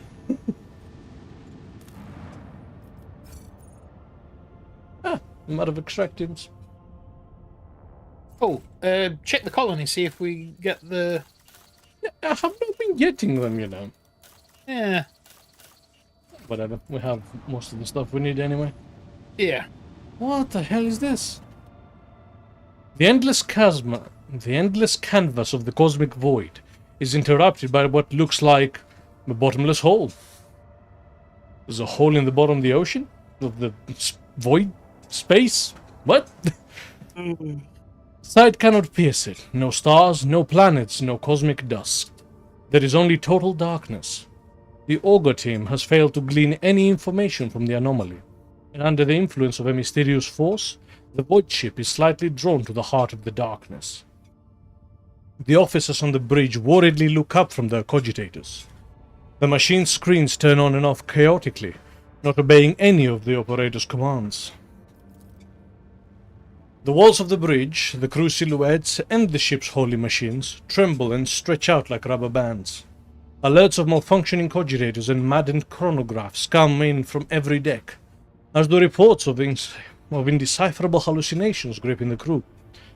While the tech priests are trying to placate the machine spirits, Helmsman Ravo reports that the situation is bad. Navigational systems are barely functional, and the invisible force is getting stronger and accelerating, ceaselessly dragging the vessel into its dark bosom. There is little time, and the Lord Captain must decide: leave the dangerous place, or give in to the force and study the anomaly from within. Oh, sorry, just got to say, because Diamond said Frelling Dark Elf, and that was plucking at my mind, and I remember where that's from now. It's from Farscape. It's how they swear in Farscape without, yeah, Frelling this and Frelling that. I don't know, it looks like a typo to me. It may be, but I think it might be Frelling from... He says true, yes. Yeah, fair. I think Farscape. K and L are literally next to each other, so... Yep. Well, good catch, good catch. Yeah, it was, yeah.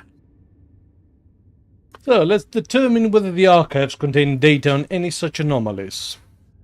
A few operators managed to wring a minute amount of information out of the archives. Such anomalies are extremely rare, randomly appearing gravitational wells which connect different points in space. Where such wells leads is impossible to predict. Let's go straight into it. We're about to chart a route with some chest hair. The closer the vessel gets to the hull, the faster it is pulled in. Thousands of people on every deck are gripped by panic. Their bodies are turning into thin, twisting threads, fraying and tearing into pieces, exposing veins, bones, and internal organs. Falling apart into screws, plates, and bolts, tech priests continue to offer relentless praise to the machine spirits, but the binary chants melt into the endless screams and cries for help. Finally, the void ship jumps into the cosmic tunnel with a torturous lurch.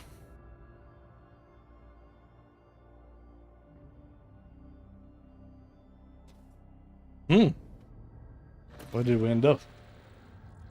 Singed, but triumphant. So where the hell are we? That is a very good question. We've been here before. Yes.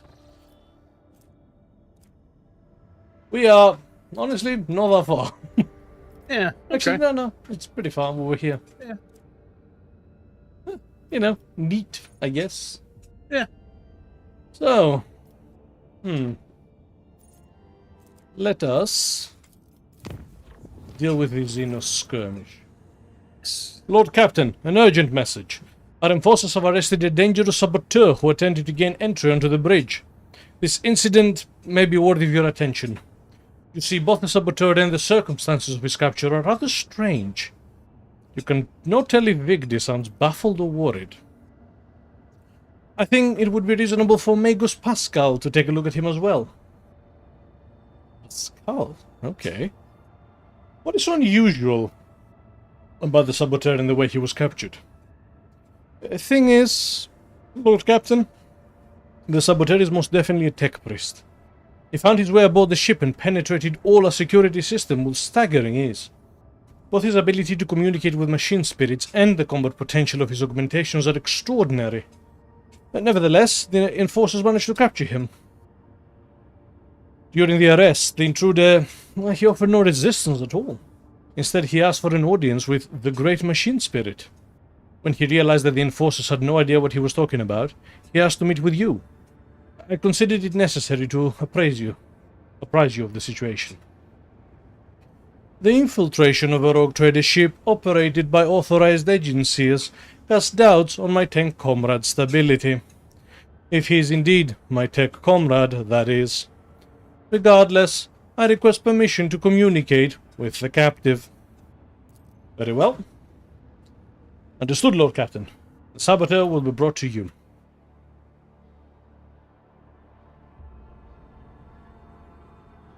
Wants to speak to the great machine spirit. Is he talking about Nomos? Nomos, I'm pretty sure. Who terrifies me, frankly. Oh, yeah.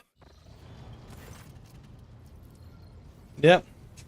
The group of servitors, whose movements are suspiciously well synchronized, stares at the towering prisoner. You do not need to hear them speak to recognize Nomos, who has seen fit to attend the interrogation. The captured man, if he can be called that, looks positively gigantic next to the enforcers at his side. Deadly-looking metal gleams dimly beneath his faded crimson robes. His hands are folded obediently, and his mechadendrites are perfectly still. I greet the master of this vessel cathedral, and offer my humble apologies for this unbidden intrusion. Asclepius. Oh. My apologies to you as well, brother. The interloper inclines his head in the direction of the frowning Pascal. Then the prisoner turns slightly and looks straight at Nomos' observing servitors. And of course, I must beg forgiveness from you, Great Spirit. It was not my intent to desecrate your temple.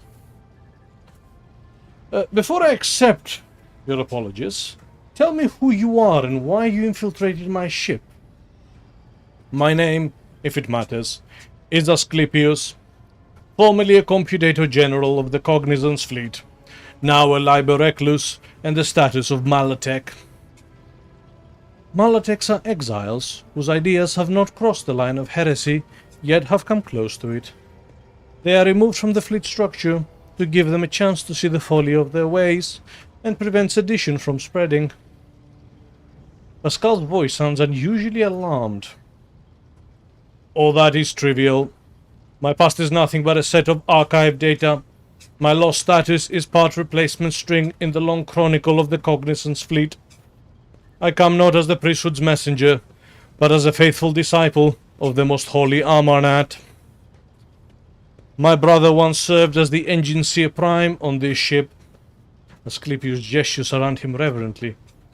He was an adherent to the school of discontinuing the cycle, as am I. It has spread that far. It is difficult to discern Pascal's emotion from his tone. I now know that my brother has perished, but before he did, he sent me a message that told of a journey embarked upon by Theodora von Valancius, a journey through a dimensional gate, an artifact more ancient than humanity itself, and towards worlds unknown. The blessed Amarnat was with her. Oh? Amarnat was with Theodora. Oh. Huh. Okay. That's a big revelation. Isn't it just? There, upon these dark worlds, he witnessed a great miracle, the birth of a machine spirit of incalculable might. My brother believed that this spirit then fell aslumber within this ship, like a child in a cradle, not responding to lowly pleas. That was the purpose of my pilgrimage, to reach the ship where my brother died, the ship upon whose decks the blessed Amarnat had walked, and prostrate myself before the Great Spirit. Amarnat travelled on this ship? Yes, he did. My brother's words on this were clear. Years ago, Amarnat was part of the RogueTrader Theodora's inner circle before their ways parted. Tell me more about Theodora's journey. My knowledge of it is scarce. My brother suspected that his memory, along with the memory of all who might have known the details, had been purposely modified. He saw it as a sign that the journey had revealed the great truth, and there were those who did not wish to see that truth brought to light. All that he conveyed to me was that Theodora had reached worlds unlike any of the people of the Coronus Expanse had ever seen. There she unearthed a great treasure of technology, one that Amarnat had the privilege of experiencing. What do you know about this great spirit? It is a great miracle. The Omnissiah's breath meant to help us discontinue the cycle. It was born of the treasure that Amarnat and Theodora had discovered upon the dark worlds. Yet, even a being so glorious needs attendants and guides. And as long as the Cognizance fleet is racked by schism, and my brothers and sisters suffer defeats without end, there is no one to aid the spirit. That is why I came here. Does the name Nomos mean anything to you? Nothing. He has not come to know us yet. He will if you let him, Maximilian. We know. We sense that his words are about us. That the story he has told is our story. Oh, you are strong, yet you let yourself be caught. I took a vow that I would never inflict physical harm upon lay people. The Omnisire grants us the power of the true flesh for a purpose other than damaging the frail and blind creatures that are all who have not yet tasted his knowledge. Well, I have made my decision. Whatever it is, I will accept it. As will I. And yet I plead that my brother be shown leniency. His story initializes thought. We ask you to keep him with us. Nomos' Keep him servitors from speak up us. suddenly, Oh, for us. in the faintest of whispers. So we're gonna execute him, enslave him, let him be. Or, I find you guilty of offences though against the cult Mechanicus and House von Valancius. Your crimes warrant punishment more severe than death. No, your actions have caused no harm, and sure shall not harm you. You are free. You may stay on my ship if you so choose. I could not ask for more. All I wish is to remain in these halls and observe in reverence the Great Spirit's deeds. Let the cycle be discontinued. Nomos' servitors turn their heads to you and nod all at once, in what can be interpreted as an expression of gratitude. Oh goody! The weird god spirit has servants. Yes, a fanatic wants to, stay near the machine spirit. Joy. Well, that's nice, isn't it? I mean, you won't be lonely. The massive figure of the Malatec Asclepius is frozen before the cogitator in a praying pose. Without raising his head, he addresses you. I salute the ruler of this ship. I see you have found your great spirit, Asclepius. I have found a miracle at the end of my worldly road. And the end of my worldly road. I have never seen and never will see anything more meaningful than the spirit of Nomos. In the face of its multitude, we are all nothing but fixed values of an erroneous function. Bloody hell. Hannah, I don't know if you're still around, but if you are, the thing is starting to solidify. Yeah. So yeah, fantastic. And not terrifying at all. No, very terrifying. Yeah, Hannah just made a face like, I dislike this, she said. Well, I have to admit, I don't love it myself. Yeah. It isn't something that fills me with glee. Did you not say there was an alien fleet here? It did. An officer of the Ogre team reports that this world, covered in thick forests and steep mountain ranges, is of no particular interest except for one fact. A fierce battle has unfolded between a group of Xenos. A multitude of small ships are concentrated around one area, some of them heavily damaged or outright destroyed. Around the cluster of ships, scanners detect a plethora of xenoforms, employing unidentified weapons and technology. Marajai supposes that this is the location the surviving warriors of the Riving Tempest would engage their pursuers from the other cabals that crave their deaths. The Xenos is determined to land on the planet and meet with a Drukhari from his cabal, or unceremoniously barge into battle, whoever the enemies may be. The Xenos demands that the Lord Captain's best warriors set out with him. Hmm.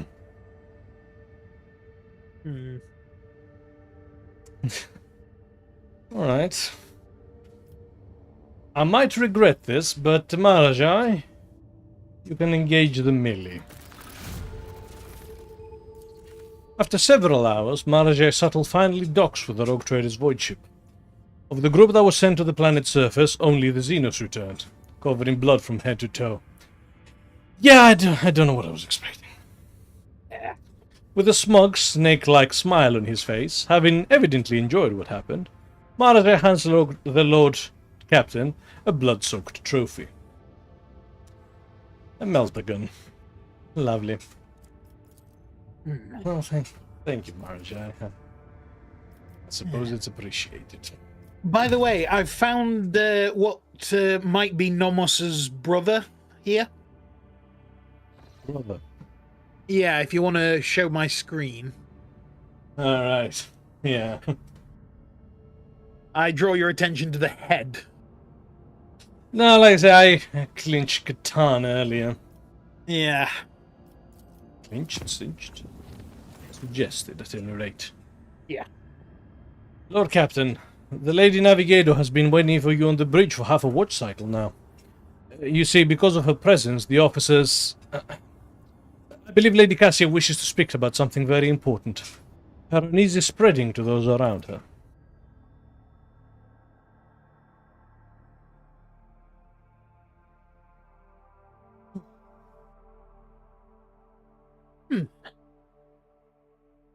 So, No, I was just adjusting myself in my chair.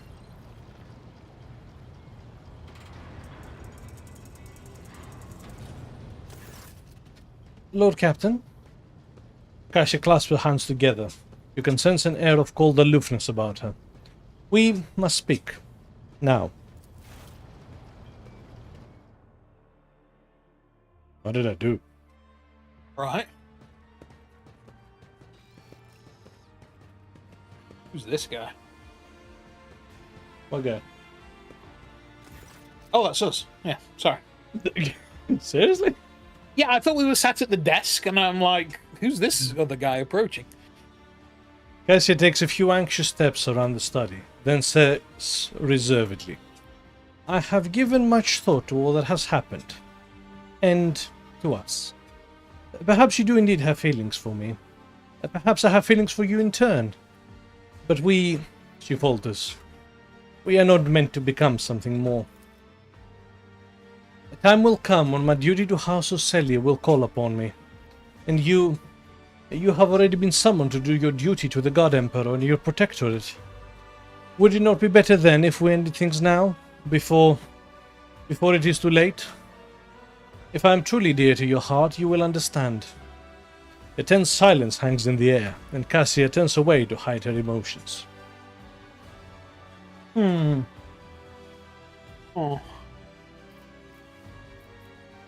Bloody hell, it's a lot of options.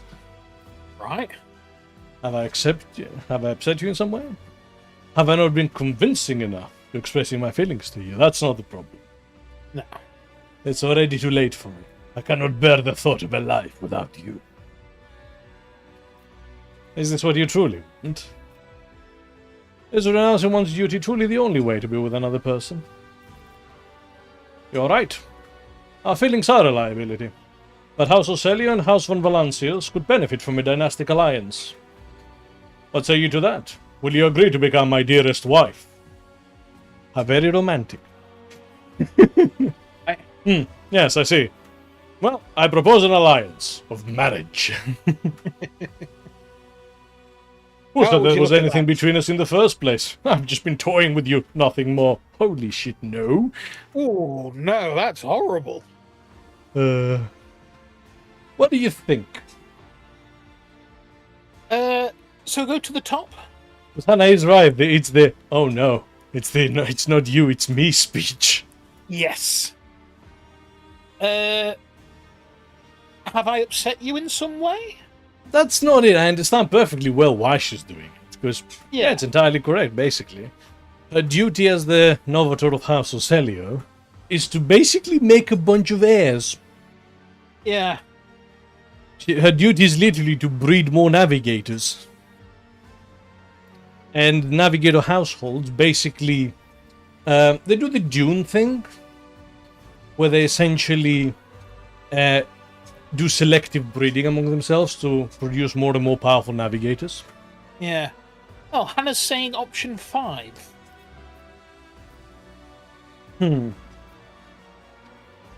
Is renouncing one's duty truly the only way to be with another person? Sure. It is for me.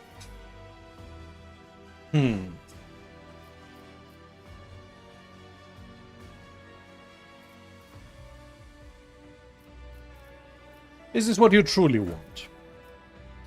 Cassia trembles, opens her mouth, and even moves her lips, but the words refuse to come out. This... I have said so already.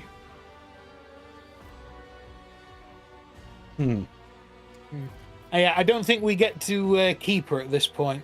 No. 5? Play a diplomacy card? Sure. We're going in. I also suspect the answer is just plain no. Yeah. Yes, you're alright then. Our feelings are a liability. But House of Celio and the Von Valancius Protectorate could benefit from a dynastic alliance. What say you to that? Will you agree to become my dearest wife? Cassia looks dazed, and possibly saddened? She considers it for a while in silence, then offers you a reserved smile.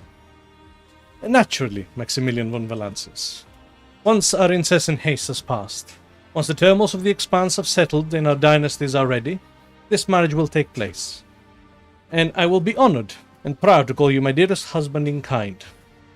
Still smiling mirthlessly, she nods and walks away.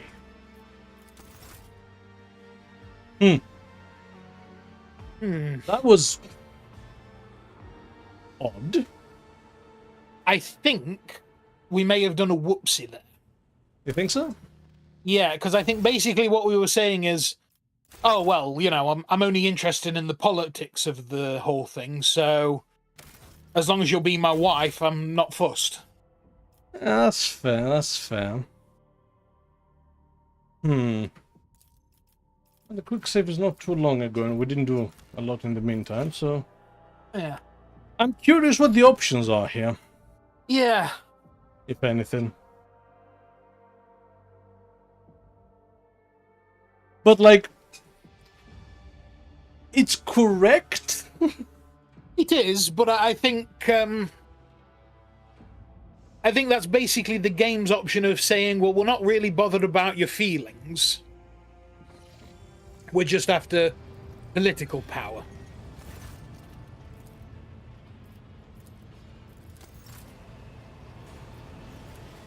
I don't know, I read it more of a, okay, if it's a problem, let's make it a, you know, let's bypass it diplomatically. See, that's what I thought at first. That way we both get what we want. Yeah, but I think she interpreted it as, well, as long as I get my political marriage out of it, I'm not really fussed. Yeah, Hannah's saying it's correct, but you've got to fight for it. Weird mutant love against all odds, etc. I'm just going to nip to the loo, by the way. Back in a sec. Yes. I'm gonna catch back up.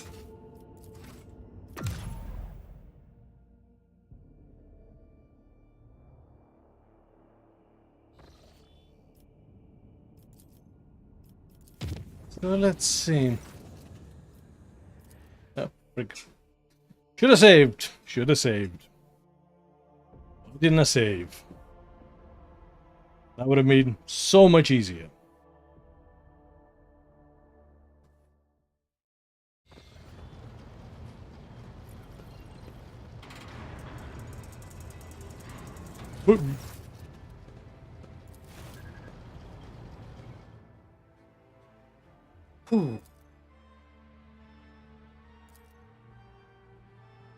So, is renouncing one's duty truly the only way to be with another person? Is this what you truly want?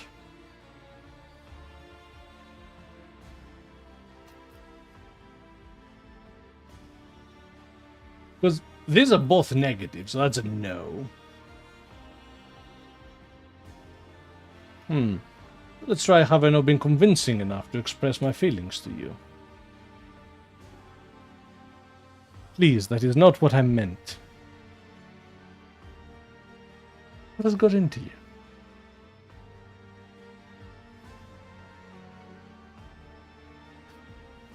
Ooh, is not very helpful, huh?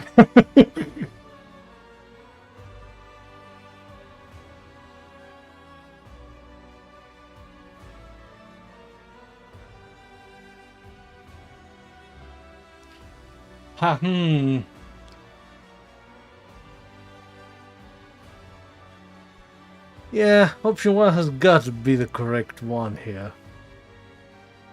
Be plain about it? Yeah, sure, why not? Let's. I love you, Cassia.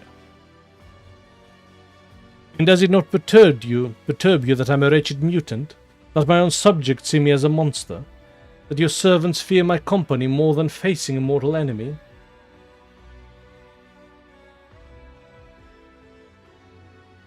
Option 2 is funny though. Yeah, that's true.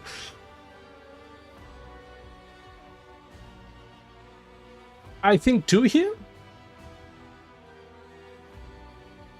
I do not care.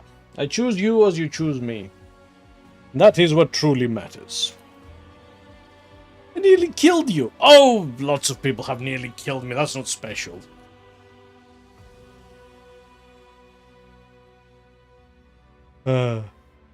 You are killing me this very moment. Oh, I'll get. Could have died a great many times, yet here I am, standing before you. Of course, it's the overdramatic one. Is this all just a lark to you?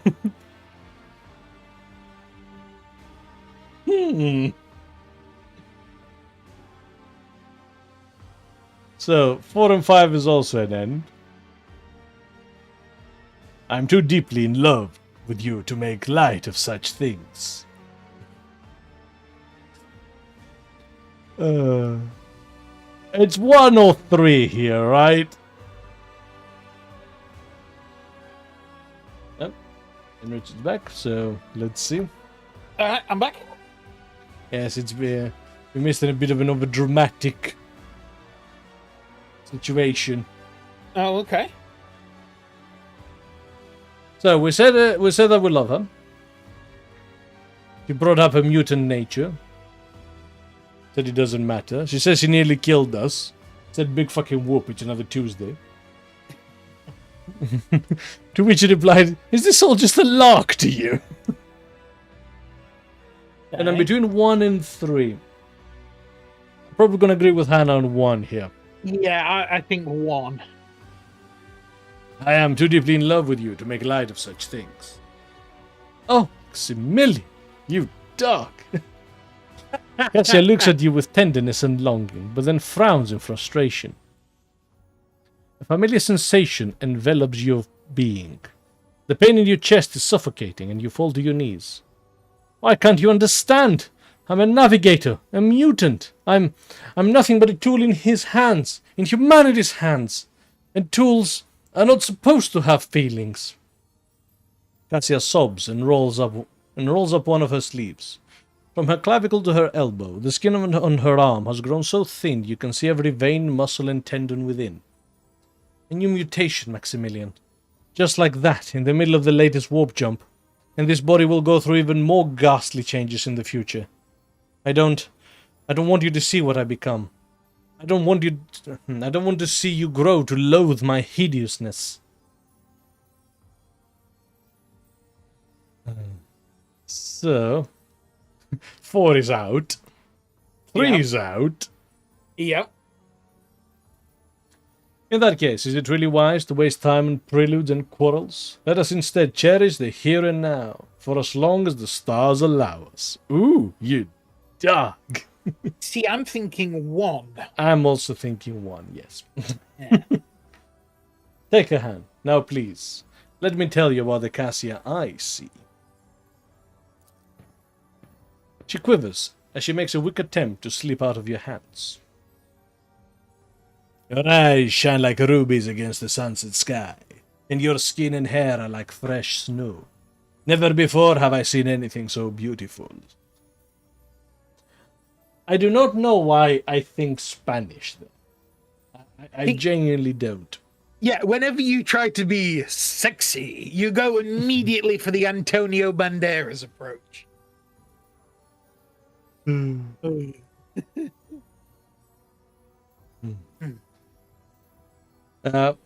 dazzled by your keen mind and curiosity for the, it's all about the personality, people. My dad once said that my mum was the thinking man's strumpet, to which, she gave him a good slap, but, it was one of those where, she appreciated it. But the slap was well deserved, I take it. Yes, very much so. And my dad did realize that. I find myself smitten with your raised chin, your refined manners, and the stern look in your eyes whenever you scold.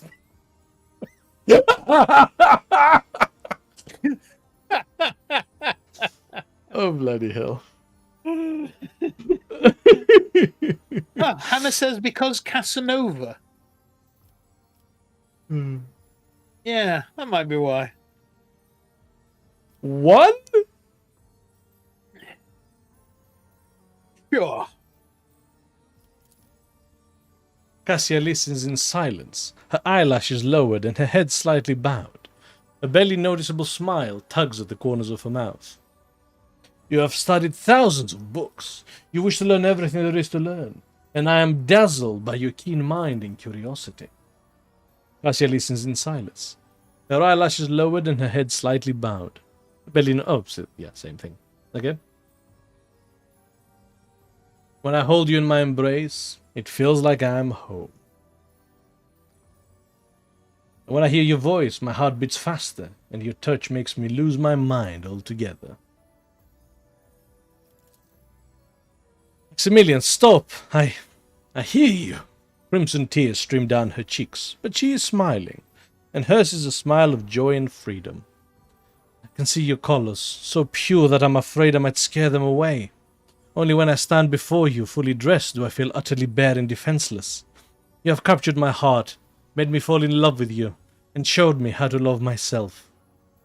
I know not what the future holds for us, but I am willing to take a risk, and find out together with you, my love. Cassia covers your hand with hers, and her knees buckle treacherously. You are exhausted. Come, I shall lay you in my bed and stay to guard your slumber. Again, like at the start, What do you do with that? and then it slowly turns Spanish towards the end. Well, they're a very highly sexualized people. I blame it on Franco. After they overthrew him, they just went bananas. Diamond went, ooh. So, now is the time to kiss her. Right? Yes. Maybe? I don't Yes. know. This is not my strong point, people. We will be together. Our fears be damned. Cassia's lips touch yours in a long, tender kiss. You relish each other for a while, before she withdraws and, after giving you a party kiss on the forehead, flutters out of the study. The horrific and human abomination is strangely cute. I am shocked at how cute they've managed to make her. While still presenting her as this, cruel mutant. She's a monster. Yeah. But, we all are. Yeah. Even Hannah says, ooh. Words cannot describe how boring the bridge is without two. I have Okay, enjoyed. nothing you. Like I said, cute. Yeah. Any new rumors? No, we're good. Right. Back out in the expanse we go. Yes. Charting ever onward.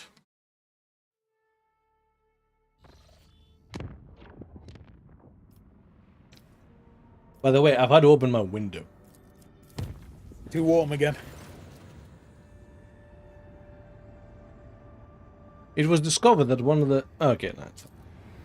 Wait, what's wrong with There Falstone? Yeah, there was a colony event. Really far, actually. Yeah.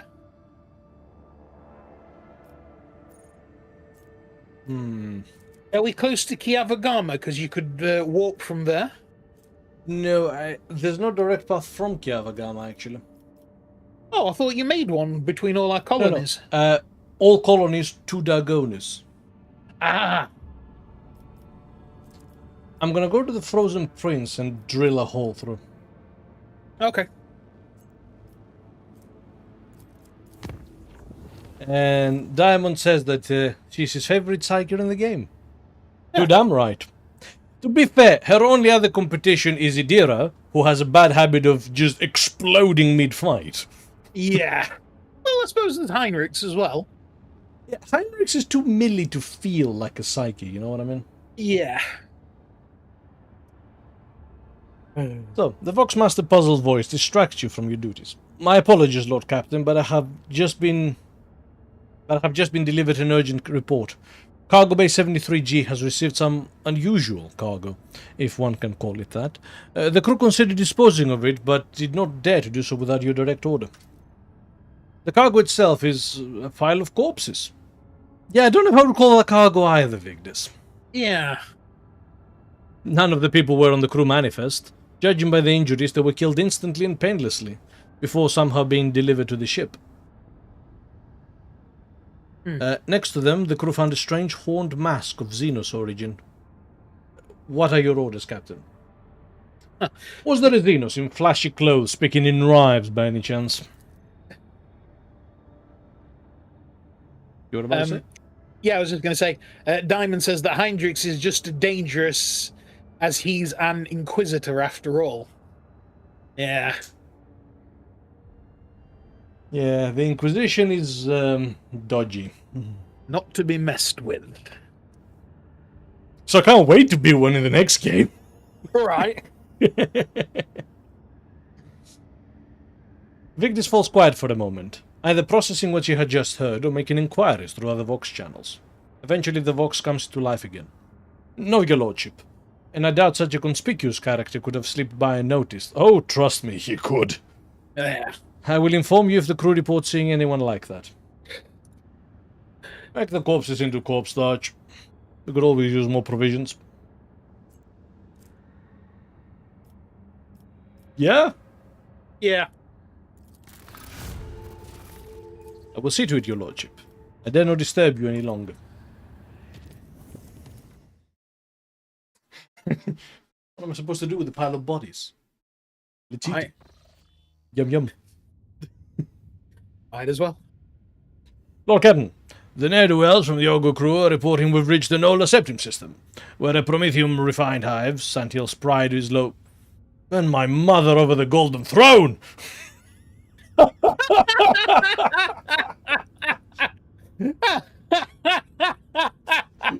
says that? And my mother over the golden throne. Oh my god. You know, one of the things I really love in games is when religious people say, like, you know, clearly blasphemous things like, you know, Jesus Christ's arsehole or something like that. One of my other favourite ones was in Dragon Age when somebody says, like, Andraste's tits or something like that. Yes. But bet my mother over the golden throne. Yes, you did in fact hear correct, huh? Yes. The transmission ends abruptly and resumes with a loud click several moments later. Emperor preserve us, Lord Captain. The entire system's darker than the inside of a Grox's arse. The local star, it's not there. Oh yeah, it's Yes. bollocks. Stars do not vanish from the sky without a reason. The same villains may be at work here as in the Rykard system. Lord Captain, Santil's pride is an object of strategic importance to the Chorda dynasty. Oh shit, this is the main quest, is it? Oh, fuck. It alone covers the Promethium needs over an entire protectorate. It is not difficult to figure out what happened. The damned Xenos had their work cut out for them, but by the throne they succeeded. This does not mean we can leave the important strategic assets for them to plunder. I suggest we do House Chorda in favor and salvage the remains of their Prometheum. Another system is missing its star. You hear a quiver of outrage in Heinrich's voice, followed by a deep exhale. We need to see if there are Xenos on the frozen world, and should our suspicions be confirmed, exterminate them. If you disagree, let me remind you that the Protectorate is one of the rogue traders the Coronus Expanse has lost several billions of its subjects. Can you be certain that the same would happen to Dargonus, or another of your worlds? Calm down, Heinrich, I didn't say no. Forgive me, Shireen, but I refuse to believe that among the billions of Chorda's subjects there wasn't at least a handful of desperate souls still trusting in the Exalted One's providence clinging to life. Who will become of their salvation, if not you? And spare yourself the trouble of hoping that there is anyone left to save down on that doomed little planet. Or the monkey will either take you to Komora or disemboweled on the spot. Madrajai's voice trembles with sudden excitement. However, the lackeys of the pathetic Dargonus and the Cabal here. Who could it be, I wonder? Oh, I eagerly await a chance to meet them personally. Thank you for your comprehensive report, rival. Vigdis takes over the channel, her vexation showing only in the force with which she clicks her vox. Apologies, Lord Captain. As the esteemed Master Helmsman just stated, the Augur crew is troubled by the anomalous absence of a star in the heart of the system. As for the Hive world, I'm afraid it is forever lost to the Imperium, as are the lives of billions of its children. Yeah. To be fair, the ice wouldn't even be your immediate problem. The lack of gravity by the star would just... Wouldn't that just fling the planet around? Yeah, I was about to say, wouldn't this, whole thing just, like, fly apart?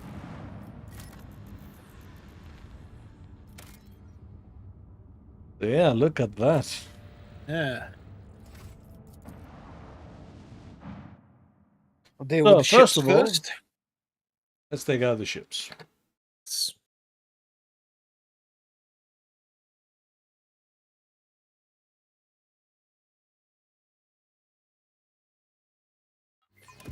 All stations, report when manned and ready.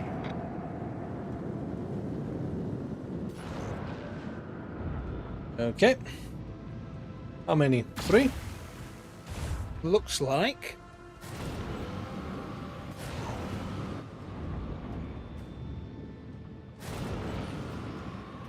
Okay, we have completely new weapons. And of course they targeted Abelard. Of course. Clever girl.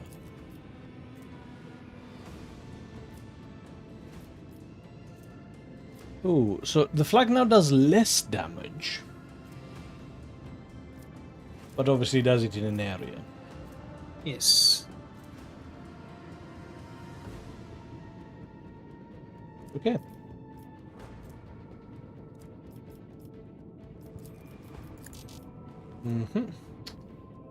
So where... I'm gonna go this way actually, I think. Set the course. Yep, big turn. I am, however, gonna use the flak on this one. Yep. Cannons, volley. As it ensures the elimination. Leave their hull strewn across the stars. Oh! Oh, Ah, God miss. damn it. Suck.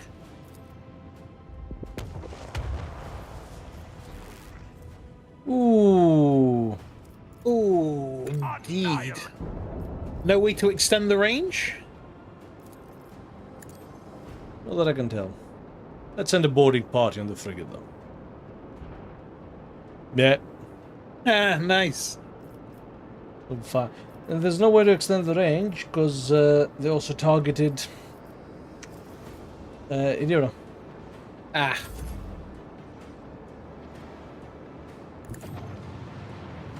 Now, what's this Wrath Starfighters like?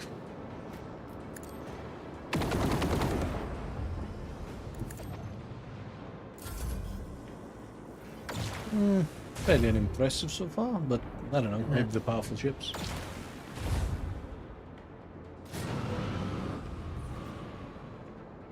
Okay. time has come. Bound avarice moves.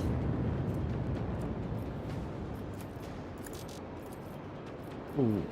Actually, instead of the flag, I'm gonna target them directly. Fire Okay. right now. Oh, So close. Macro cannon, volley. Fade into nothing. Nice. there we go. Unleash her. Diamond says, I remember this part of the game needs to be improved as well. Yeah, I've heard. Allow me to try again. So, I've heard from a fair few people when looking into how long the game was in order to plan for, how many sessions we might need and stuff like that. Mm-hmm.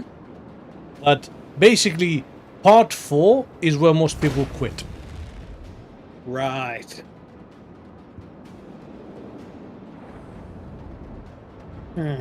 Discouraging sign. And by quit, I'm mostly, it's like Wrath of the Righteous in a way. It's, Yeah. they don't quit, they're more... basically, start a new character. Yeah. Okay. Ballard will give us a sharp maneuver, and Cassia will extend us forward. Very good. Fire right now. Leave their home strewn across the stars. Oh! One! God Annihilate. damn it. Ah, Diamond said that's where I quit as well. Huh. So there is very much method to this madness. Yes. Right now. Oh, I didn't clip it. That's fine.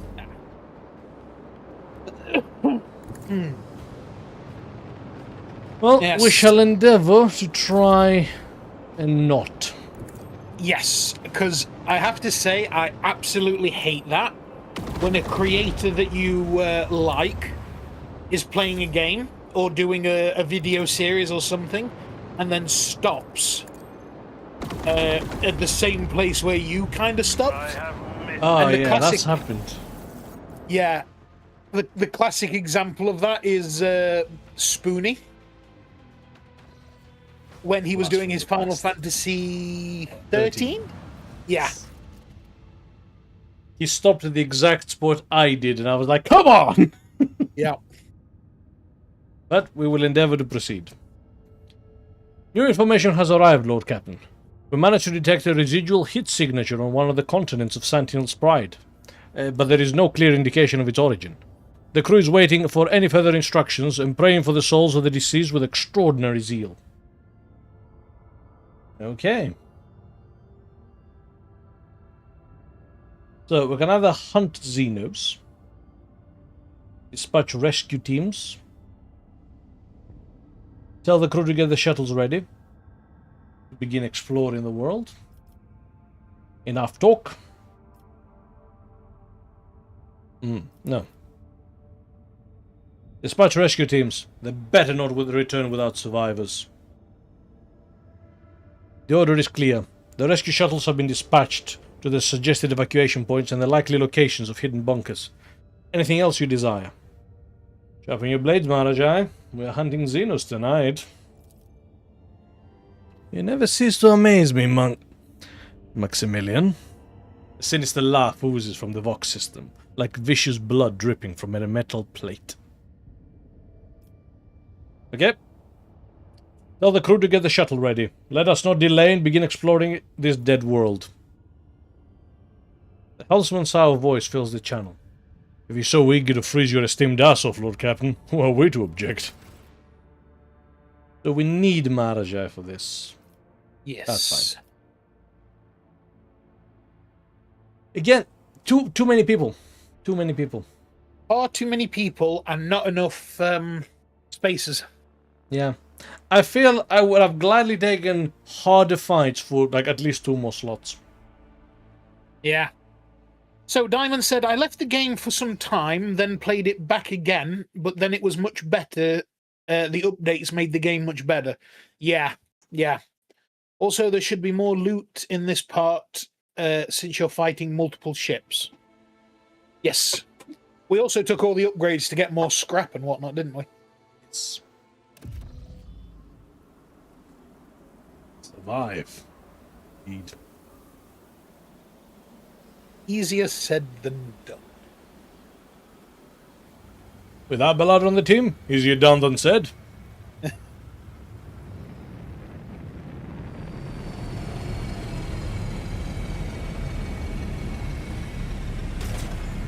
Utzkazak did a video on what would happen if the sun just vanished and how long people could survive and stuff like that. Yes, I remember that video, actually. It was one of the more existentially horrific ones. The answer is actually longer than you might think. Yes.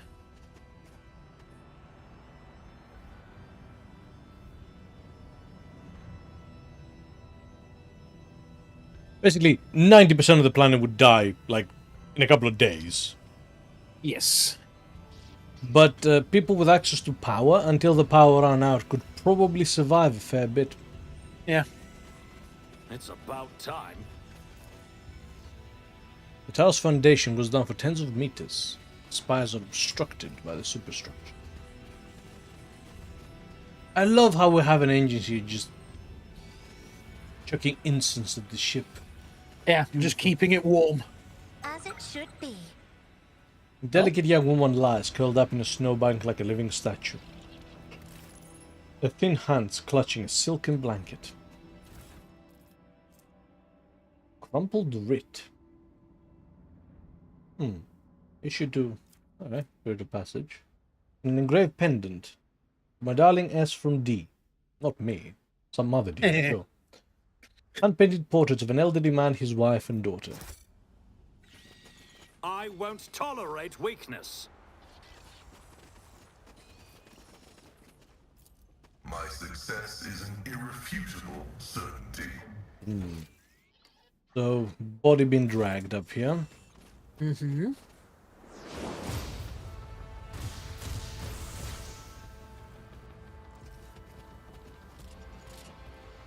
Time to die, monkey. Oh no. Oh. Look here, you pointy-eared jackasses. If you couldn't kill me at the heart of Komora, you can't do it on one of my worlds. I have read tomes of military tactics.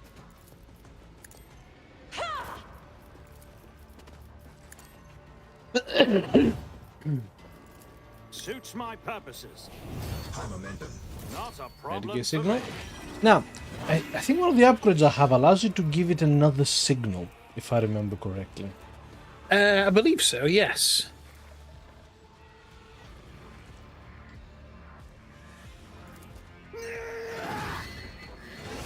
I don't have time for this.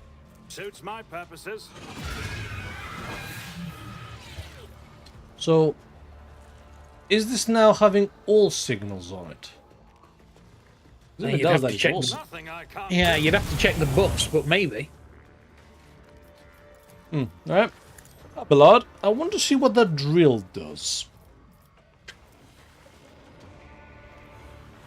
I should... Remind me to start with this, frankly. Yes. Cassia, dear. Can we... We kind of can, but it's a bit awkward. So... with the red crystal staff, I am a navigator, not a servitor. can we turn that Beastmaster into paste? Me? If I die with grace, at least. Performed 500 critical hits. Oh, nice.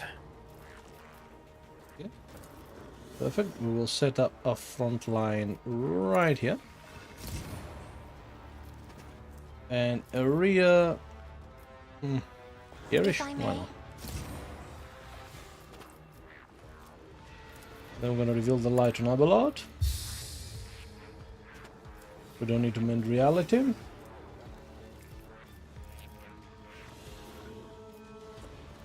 Yeah, that's fine. But we can buff Maximilian. Isn't this a job for the serfs? Yes. And yeah, fully buff Maximilian. Yeah, sounds good.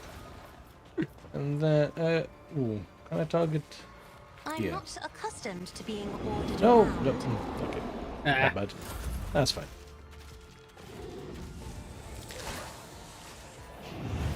Malice drives me. Okay, Marajai goes first. And I have no idea how this man plays. No. Okay. Diamond says, I gave my girl Argenta a heavy flamer, and she turned into a walking WND, and I absolutely love it. Yeah, we've got her with a heavy bolter and a flamer, haven't we? Yes. Before me, prating.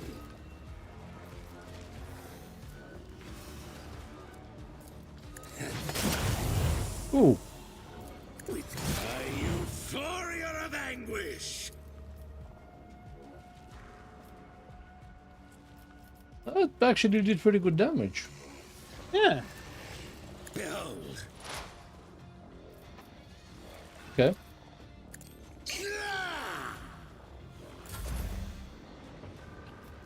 Right, our turn.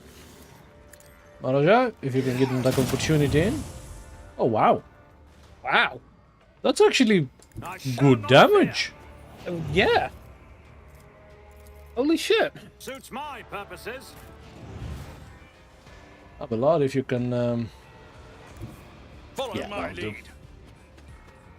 Hip, hip, hip, hip. And Pascal. You do you. I have Nothing no I can't real control. Well, let's see what this drill does. Yes. do. Indeed. So, Yeah, it looks just like the Gene Stealer one. I will do my duty. I took care of this one.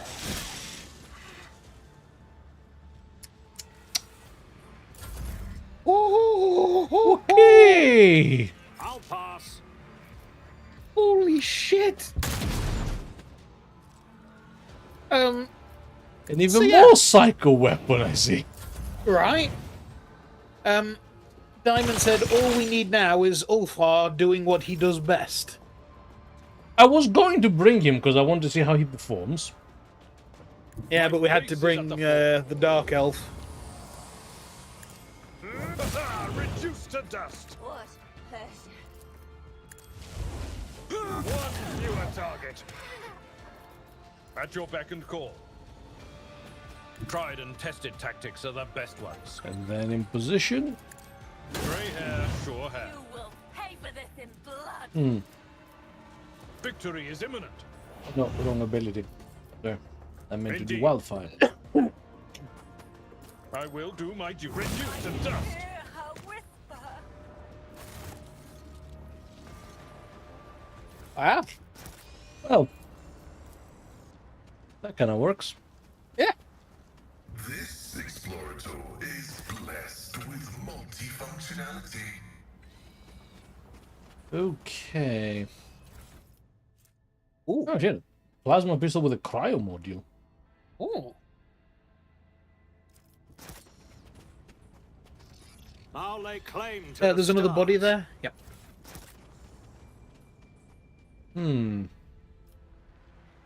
Oh god, it's a pile of bodies. Oh shit, it is. I did it. Thousands of bodies have merged into frozen snowdrifts, covering the streets as far as the eye can see. It is unclear whether the formations occurred naturally, or if someone purposely piled the corpses up. Bloody hell. Warning, harboring traitors to the Imperium is punishable by death. What isn't punishable by death in the Imperium? That's a much shorter list. Victory Owning a awaits. goldfish without a license. It's just life imprisonment. Yeah. May the faithful partake in the Emperor's immortality and find solace in his crimson embrace. Spread the world, brothers and sisters. The feast has begun. What? We didn't find yet another Genestealer cult, did we? Not sure. Can't hide from me.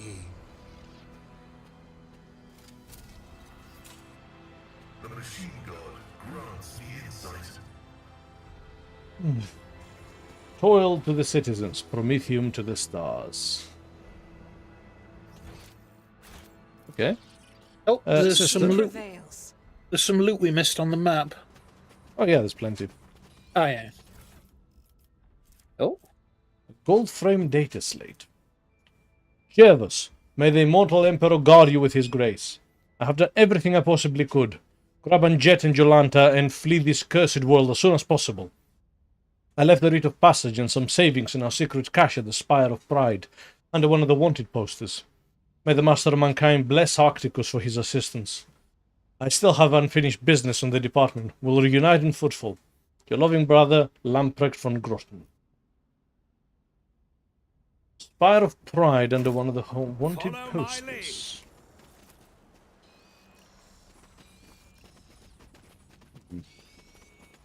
Man, that's got to be the spire, right? Yeah.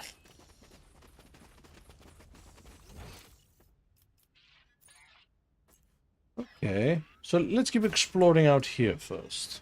Yes.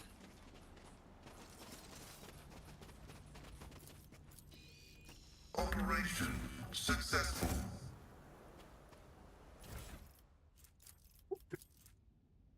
My most precious Victor, Sister Brigenda and the orders from the Orders Famulus, whom you introduced us, is a real sweetheart. You must have noticed how many new guests started showing up at our soirees after the darling stayed at our estate. Geoffrey, but spelled really funny, is extremely fond of Brigenta, too.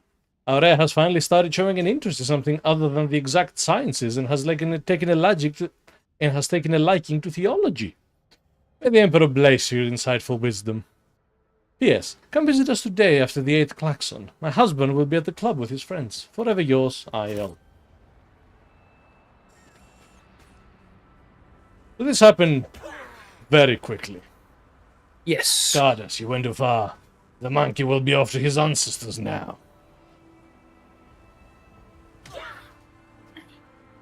I granted him 2 dozen non-lethal wounds, so you will have time to enjoy his suffering.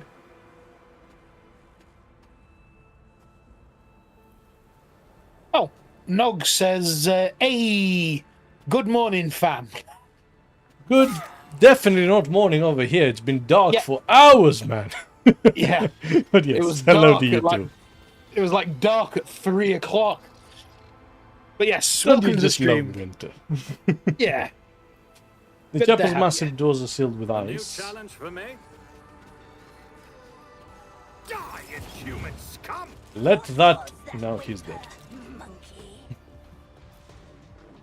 You know, one of these days, we're gonna arrive in time. But it is not this day.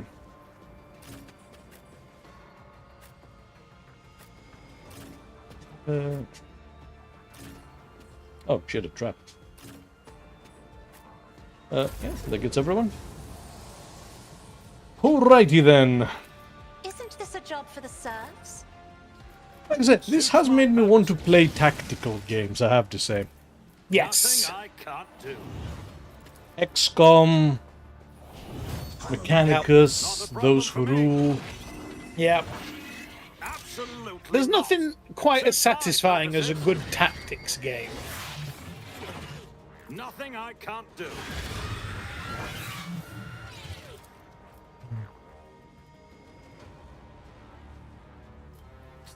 And yeah, sure, Abelard. You get a pass. Hannah says, that's the rogue trader, always fashionably late. Oh, it can't be rushed. I just won't do. Yes, that's fantastic placement. Right in front of him. Queue up for your death. If I may, Let me educate you on the art of pain. There we go. Very nice. Let's check some buff on Maximilian to finish off the round. I'm not accustomed to being ordered around. That'll do. Marajai, if you could... Yeah, that's lovely. It is handled. I'm not entirely clear how he plays, though. Yeah.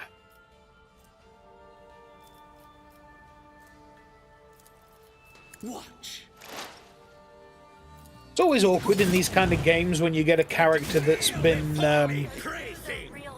that's given to you quite late and is already kind of built, because you don't get to see them, you know, come together slowly and get to use all their kit. Nog says that Cassia is a babe. He is. Well, Yes. I don't know if babe is the word I'd use. She's very cute. Yeah, she's more like a babe in the woods kind of thing, you know, like an innocent little lamb. Oh, wow. Innocent. Oh. I don't like this position. No. So there's only one rational thing to do. Don't mind me. I'm just here to kill you all heretics and Xenos and just generally awful people. Yeah, you'll do.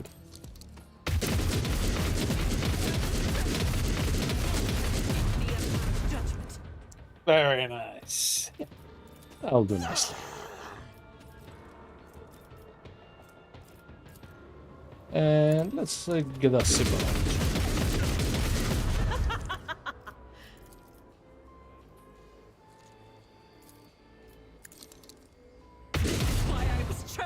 Okay. Ah, screw it. It's Christmas. This is unacceptable.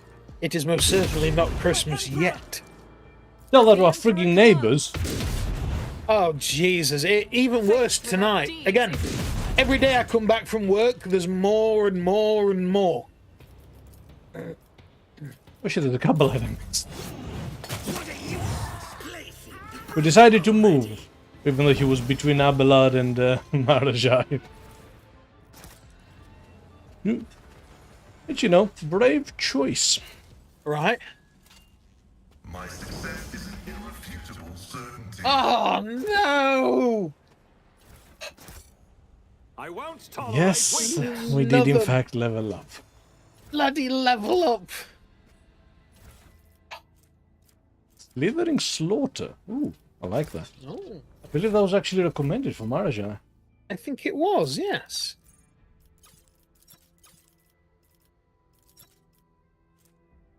Slithering Slaughter. Yeah, it's pretty good.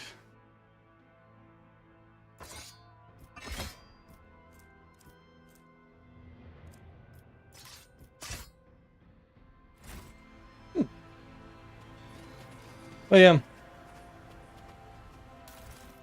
The problem is the core group basically does everything I want it to do. None shall Yes. stand in my way. A strange meaty growth the size of a human head is clinging to the skull and neck of a man? The emaciated face, at least the part of it you can see from under the pulsating alien flesh, bears no emotion, and the cracked lips hang slightly open. Your vision grows dim, and you have a sinking feeling in your chest. But you are still alive and are trying to open your eyes. Dark figures dash about in the twisting shadows cast by the fire. One of them is standing in front of you, casually tossing something from one hand to the other. You slowly turn your stiff neck and dumbly stare at the stump where your right arm used to be. The figure comes closer, tosses a frozen hand onto the ground, and breaks off the tip of your nose with a little crunch. Why haven't you died with the others? Why are you still alive? Pain, fury, sadness, despair, pleasure, fury, sadness, pain, despair, pleasure, pain, despair, fury, sadness, pleasure.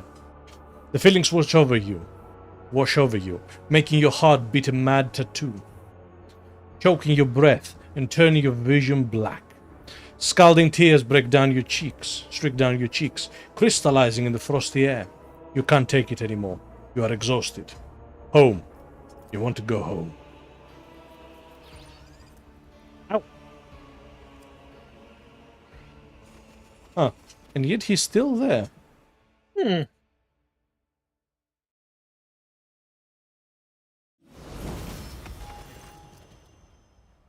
So what is this? It feeds on human victims, which makes it a predator. I suggest that is all we need to know to make the rational decision to destroy the creature. This xenoform is classified in the Magus Biologist catalog as Medusa malefica. It is an empathic parasite. This creature is not bound by any natural law. Its origins lie outside real space. However, the sampling tool on one of Pascal's mechadendrites jolts to life. It can be studied using the methods of real space. Let's examine it, Pascal. The thing before you is a xenoparasite that major biologists call Medusa. These creatures latch onto the brain and nervous system of their victims, with dozens of tendrils, and assume control over the body of the host. Their nature is yet to be fully studied, but the prevailing hypothesis claims that the Medusa are capable of absorbing strong feelings and emotions from their environment, although the questions of how and why are still a matter of debate. The parasite appears to be tightly and permanently attached to the victim's head, or so it seems. You spot a certain pattern in the locations of the tendrils of the host's body. Making a few incisions here and there will probably allow you to separate the creature from its unfortunate bearer.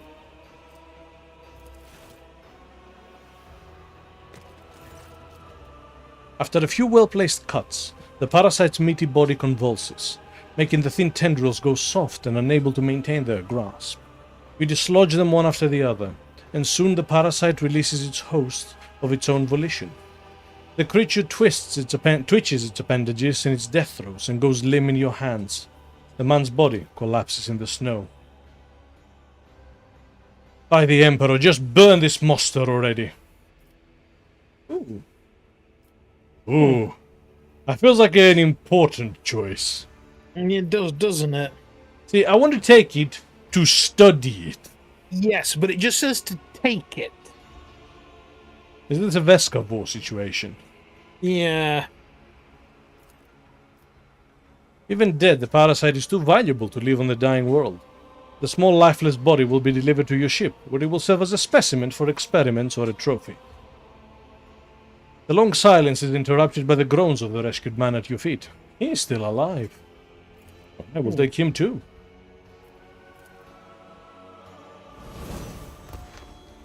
Okay.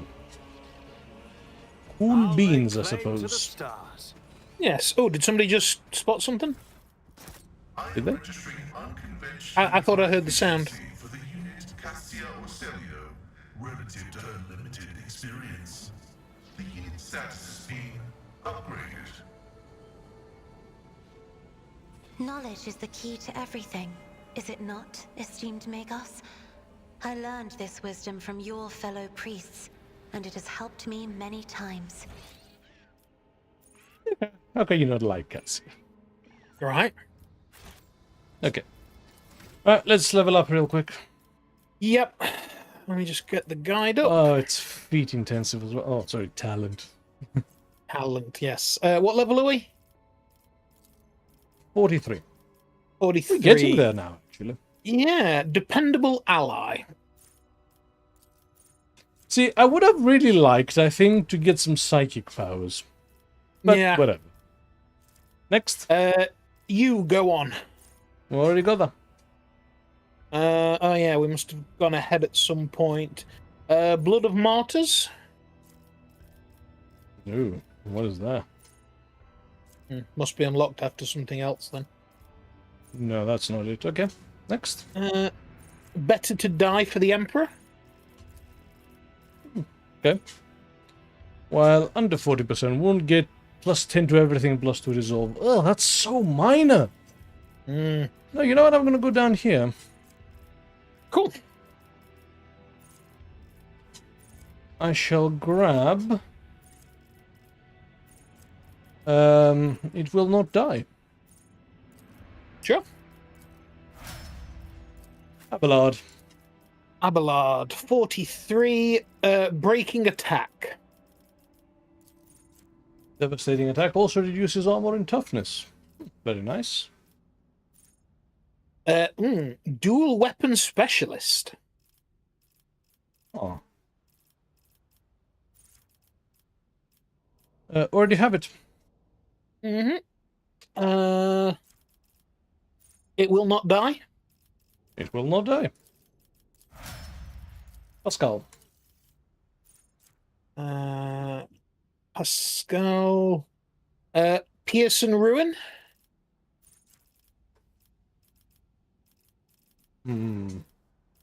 Yes, in ruin. Yeah, debuff armor. That's nice. Next. Enhanced splash area. Oh, yeah, that sounds good.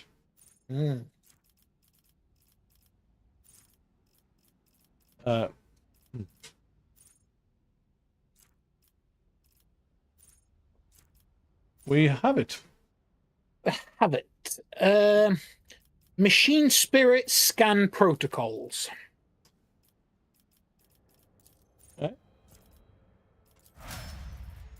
Argenta. Argenta. Martial arts. Really? Apparently so. Oh, okay. No, the kick. Yeah, that's good. And no heresy. No heresy. Oh, it's at the top. We've already got it. Already got it. Stronger together. Sure. Cassia. Cassia. Blurred locus. Yep. And open to the warp.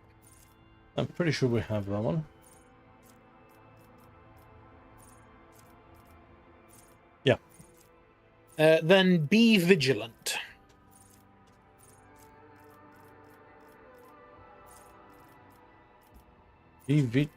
No, that's not a common talent.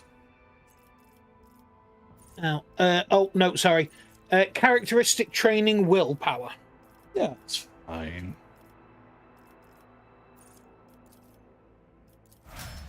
And finally, Marajai.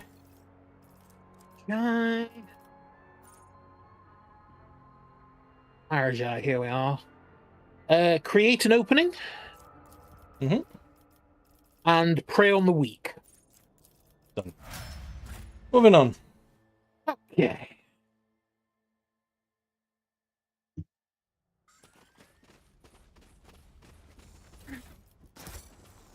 Okay. A faded inscription states the gate leads to the temple quarter, but the rusted mechanisms prevent it from opening, basically. I can cut your eyelids for you to see better. The machine god grants me insight. Okay, what else is in this frozen shithole? Nope.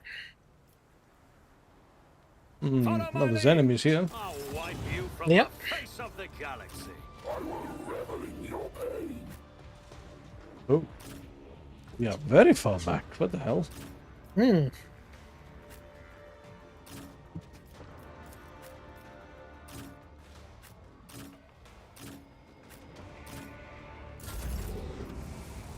Okay.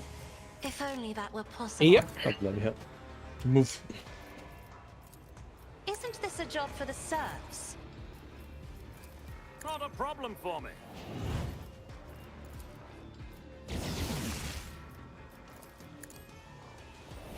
High momentum. Already done. Not my specialty.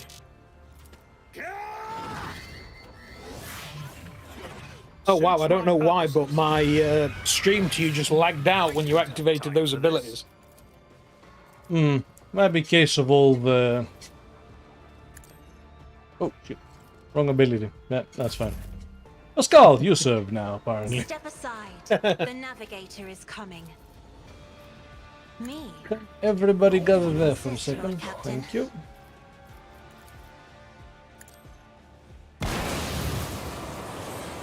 Have a little stealthy Right. fun. Very Isn't this nice. a job for the serfs?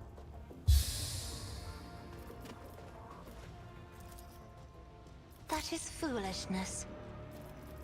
Okay.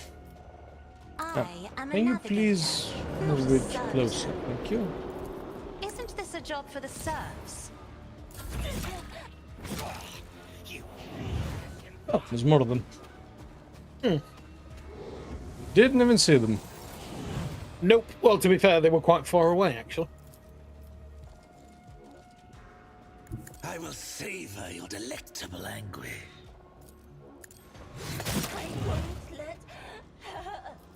Okay. Nice.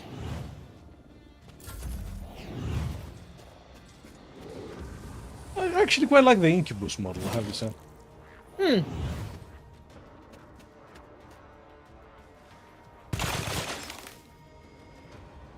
I think the Incubus and the Mandrakes are the only really Dark Elf units that I like. Nothing I can't do. Actually, no, I lie. The Hover Barge also looks kind of cool. My vow is to serve. Ooh! That's fine, it's fine. It's a little bit of plasma. Whoa, Really? look at his health! He blew himself up twice. Wee! Shit. Curious, actually. The Omnissiah. Dr. Basil was an excellent Does it always explode? Yeah, I think it does. Oh, that makes it really weak, actually. Yep. running binaric overload. Pascal's still alive, for what it's worth. Yeah, no, he can take it. Integrity factor increased.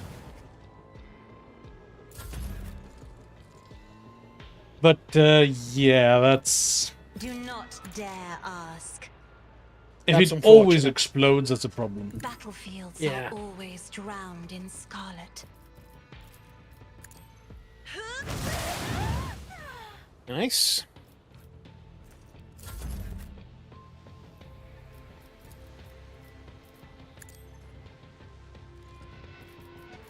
Absolutely not.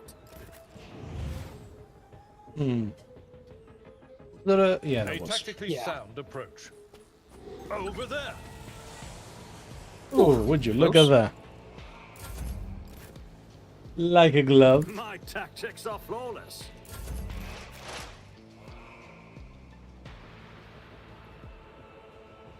As the tactical imperative dictates. Yeah, because there's still a guy on the bottom right.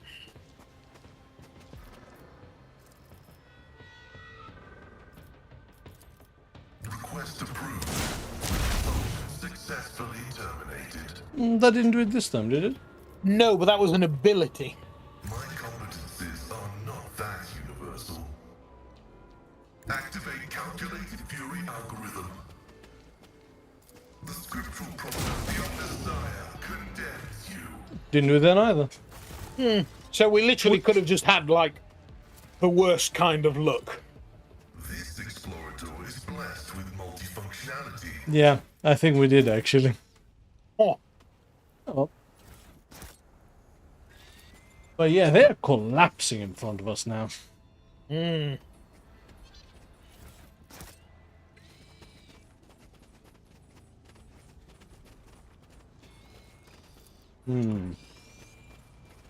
So yeah, the Dark Elder have turned the world into a goddamn ruin. killing ground. Yeah.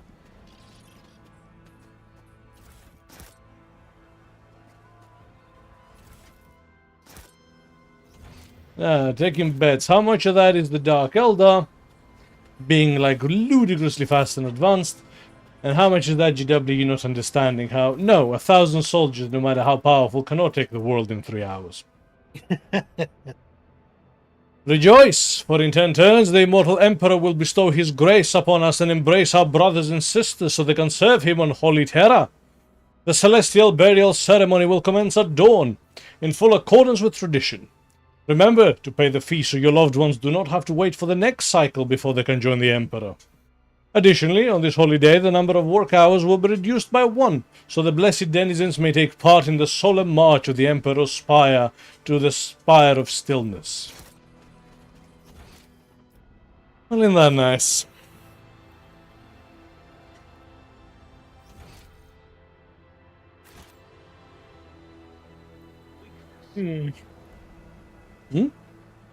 No, like, you know, the Spire of Silence. I'm like, it's like a death lottery or something.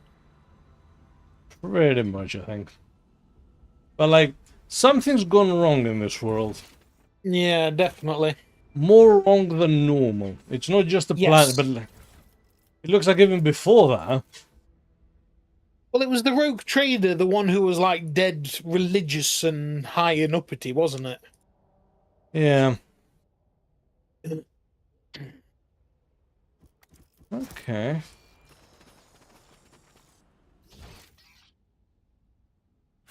None shall stand in my way. That reminds me of the torrent in Dark Tide. It does, yeah.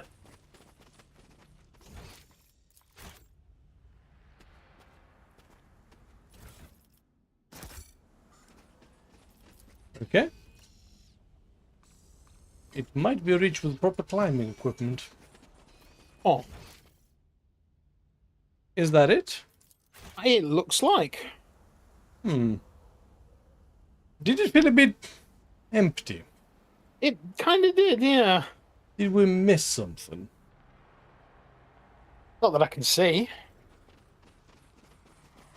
Yeah, well, I'll lay into the claim spire. to the stars.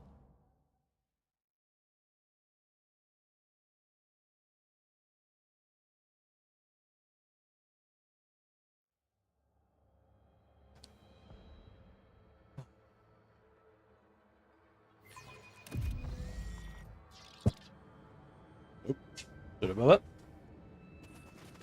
that. I knocked the mic. Experience. Nothing matters more. Okay. So we've cleared the barricade. Anyone home? So that's down. Box is filled with rubbish and several frozen bones. Letters, decrees, stone posters has been used as kindling. Victory awaits. And we can see with the Dark Souls does not open from this side. Ugh. Nothing's happened here. Charred bones stick up from a massive pile of ash. Some bear scratches that may have been left by a blade or teeth. Part of a woman's face and several delicate fingers are still frozen in the gold generator. Someone shattered the rest of the body. Its shards now crunching under your foot. Depending on the climate of the hive, warm or cold air is circulating within the pipes. Diamond says, "My God, the loading screens are just annoying." Yep. They're not phenomenal, that's for sure.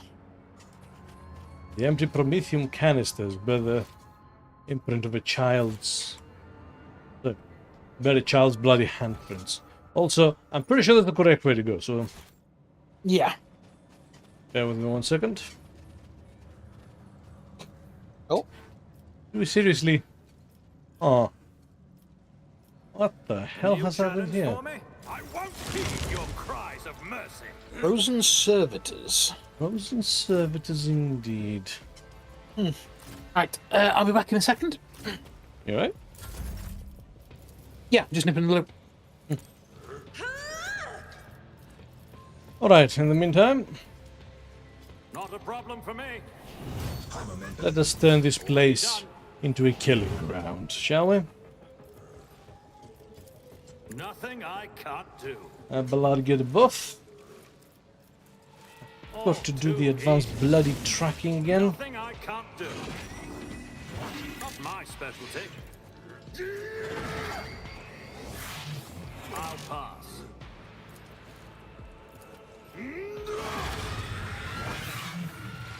Alright. And sure, I have a shot. Already done. Might as well chip them down a little bit. Me? If you insist, Lord Captain. Let's gather all the servitors there. Isn't this a job for the Warhammer not even serfs? further.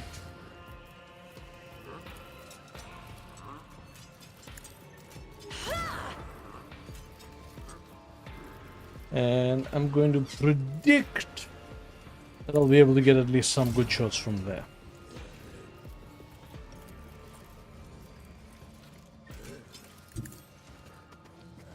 Emperor, give me strength. Right, let's see if we can freeze them in place. Me? If you insist, Lord Captain. I am a navigator, Yeah, not we're a good. servitor. Oh! So I accidentally pressed spacebar twice, and Marazai just kind of stood there and did nothing as a result.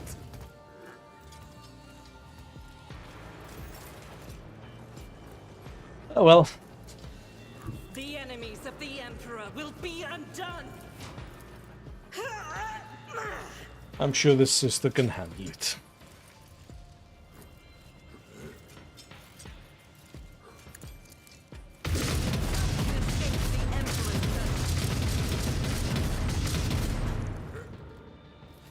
I'll do it. Very nice. As the Emperor commands. Eyes, or I'll open mine.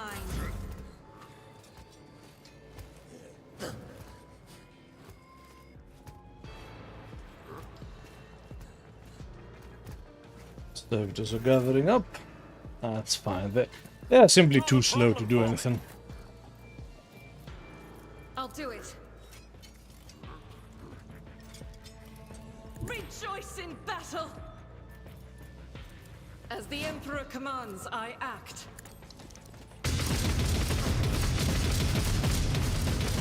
Ugh. That was awful. What the hell? All too easy. Oblivion approaches. Let's put you in position.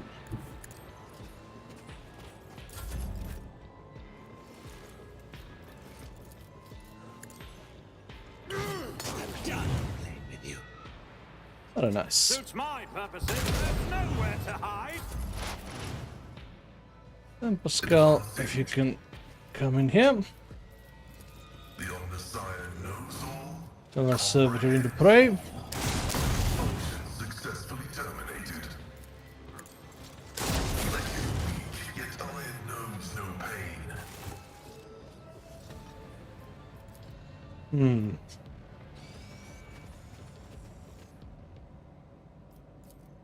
What on earth was going on here? Even as ice sculptures, the faithful continue to pray for salvation. Maybe that will tell us something we don't know. Hello. Apologies for the weakness of my bladder. What I miss? Well, the frozen servitors are dead, but as Diamond very well puts it, that they weren't all that frozen at all. On account of, you know, all the motion. Playing the recording produces quiet whispering, rustling of clothes, and noise from the footsteps of dozens of feet, and someone's deep measured breathing. When the silence settles, a sonorous male voice delivers the opening sermon of the liturgy. Glory to the divine creator that sits on the golden throne of Holy Terra, whose will created sky and earth, light and darkness, stars and galaxies. Glory! Glory to the guardian of humanity, who shields us from the terrors of the void, the madness of heretics and the malice of the enemies of the Imperium. For we are created in his image, and carry his light and his will, and his word into a galaxy both in life and after our passing. Glory to the Lord of humanity, whose envoys, women and men of courage of virtue, guide our sons and daughters to the only path that is righteous. Glory! May your souls weep and lament your ignorance of how to love the God Emperor, the Warden of Light, more than he loves each and every one of us. Cry, pray, repent, and beg for forgiveness, for your love is no love at all. Your great love is infinitely small, and even the most profound love of his most loyal servants is infinitesimally less than the love that the Master of Mankind gives us in return. Glory to the Immortal One, Now, let us talk about how we can love the Emperor's flesh and spirit even more. How to come closer to his divine immortality in life after we die. They weren't quite a cult. No. My success is an irrefutable. But they were definitely cult-ish. The golden statue of the Emperor is covered with twisted symbols and decorated with a garland of 2 small skulls. Delightful.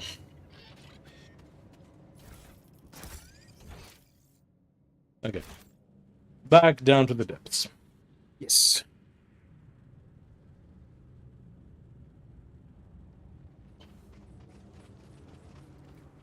And we're here.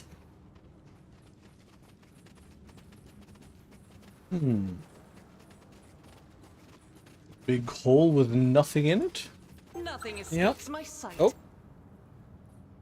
Except this cache of some sturdy cable. Ooh. Can carry the weight of a man in armor. Compared to naval service, that was barely. That's probably the climbing gear that thing was talking about.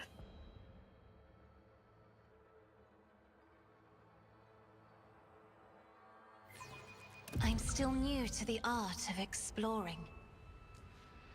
Oh, it's a crashed Valkyrie. What are we? We're here.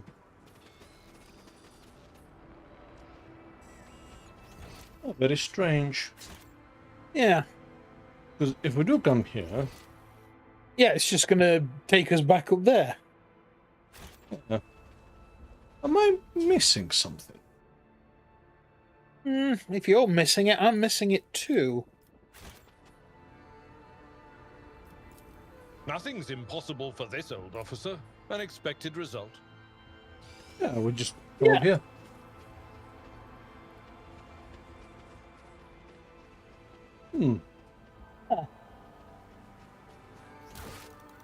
What are we missing then?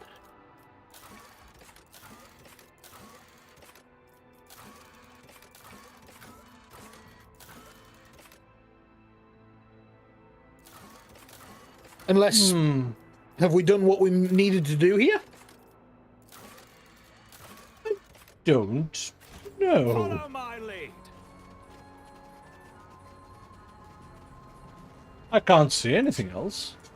No. So maybe.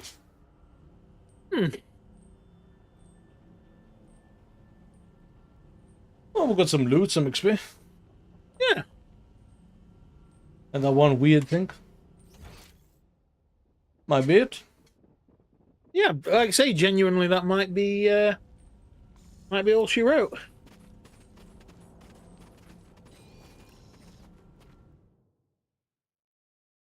Oh, very strange.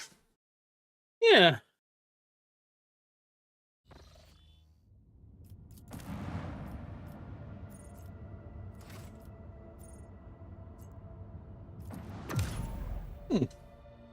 How bizarre.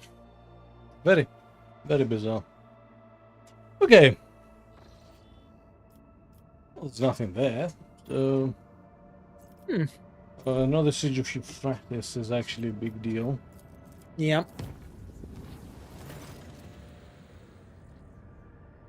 Lord Captain, I bring you new information about the Xeno device you discovered during your time away. Ever since your return, the tech priests have been making every effort to comprehend the nature of the mysterious technology. And they have succeeded to an extent. After many rituals and pleas to the machine god, they awakened the Xeno artifact. For by the moment, it produced a holographic copy of a planet and coordinates that matched the location in Langren's belt. Perhaps you wish to see it with your own eyes, what the destination holds. Also, there's been a report from the middle decks. Immediately after a translation from the warp, there were reports of the Vox channels about black creatures appearing all over the place. The witness accounts claimed they emerged straight from the shadows, and it was your pet Xenos Maraja that we're interested in. Several enforcers perished in the battle, but we managed to avoid significant casualties. Your Xenos took out the aggressors. I would not be bothering you if we had determined how the creatures got into the ship. Until we know for sure, we won't be able to stop future incursions. There were mandrakes that could have infiltrated the ship through the shadows. In that case, guarding the decks against every shadow will not be possible. We will strengthen the security detail at key points of the vessel and hope the incident does not happen again. Or we upgrade into one of those, super ultra sleek, straight corridors with like nice curved lights and stuff like that. Yes. Where the corridors are like this, rather than this. Yes, exactly. That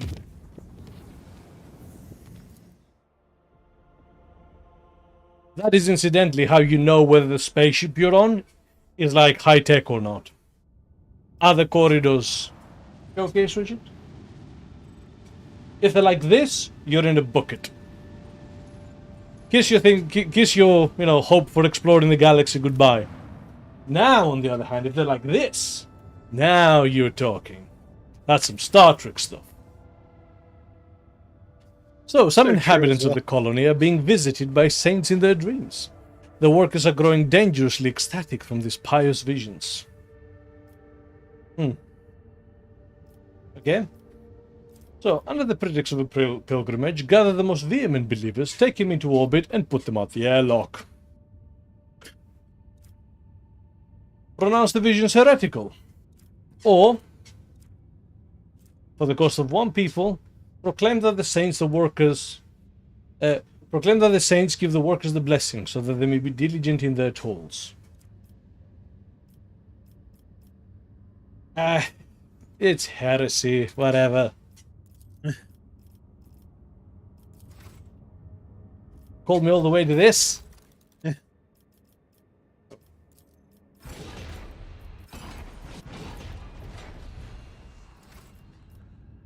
Right. I also just saw the time, so let's go into our ship and deal with the last few bits and bobs. Sure.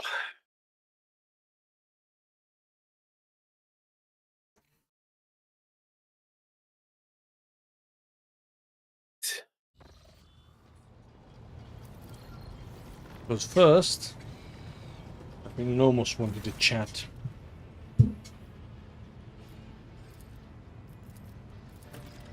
Oh, shit. Okay. That was behind it already. Okay, so.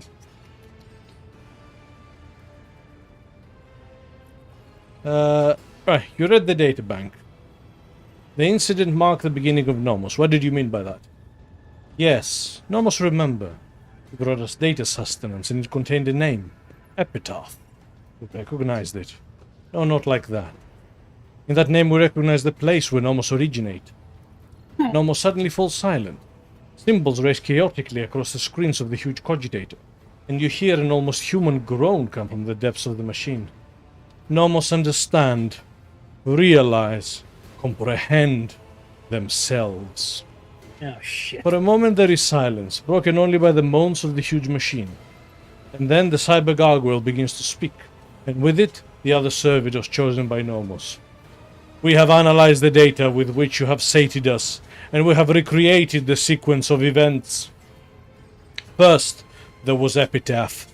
It is a world, but it is merely a case, a container, for something we cannot name and cannot understand. Theodora and this ship have been to that place. Something was lifted up from that world. A gift, a trusted priest in crimson, one who identified himself as Amarnat, comprehended the gift raised from Epitaph, and from it he created what the databanks list as tech blight. But what that is not how Nomos came into being. We were not invented. We were not freed. We came into being by accident. The chorus of servitors are genuinely confused, almost desperate. Theodora's ambition, the myriad mechanisms of the huge ship, Amanat's mind, the inquisitive attempts to comprehend and extract, the dormant blight, the dormant epitaph, what lies hidden in its depths. And between it all, we slipped in, connected, and emerged like an electrical discharge between the poles. Accident, incident, that is what we are. We have no purpose, no history, Nomos just are. Nobody. Hmm. Do you know where this epitaph is? The data is gone. Deleted. We cannot trace who did it.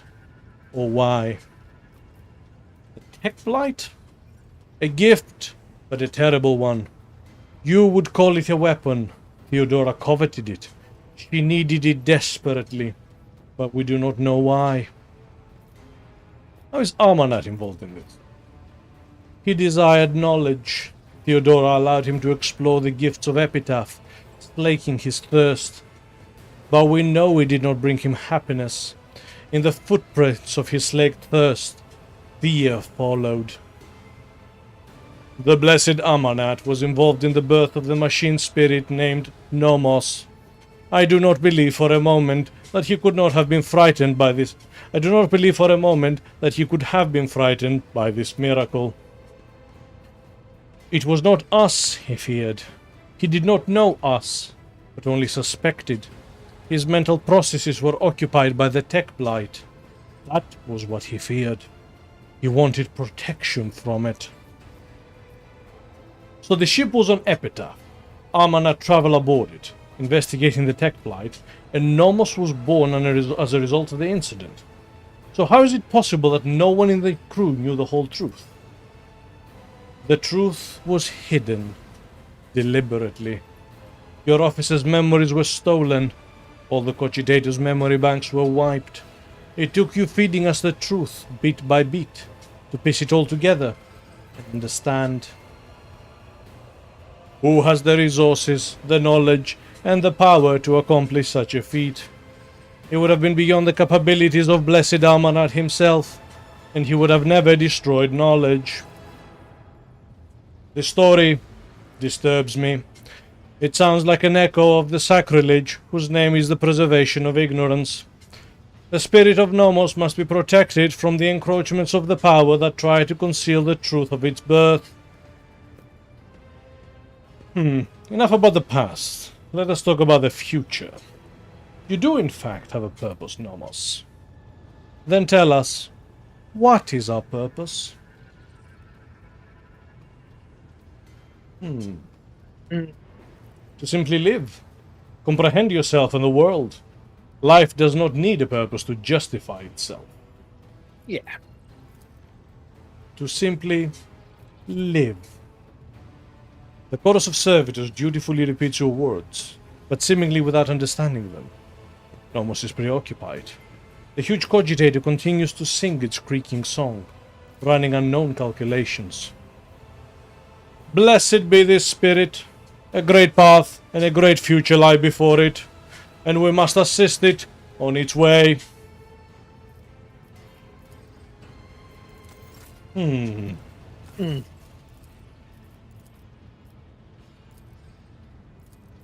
Okay. Bloody terrifying. Yep.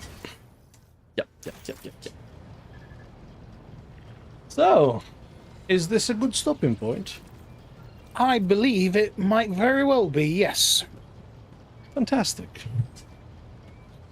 So, Yes, we did a fair bit of talking today, actually. yes. Yeah, But no, progress is being made. progress is being made slowly but surely. We helped Abelard's family and found a traitor among our noble houses on Dargonus.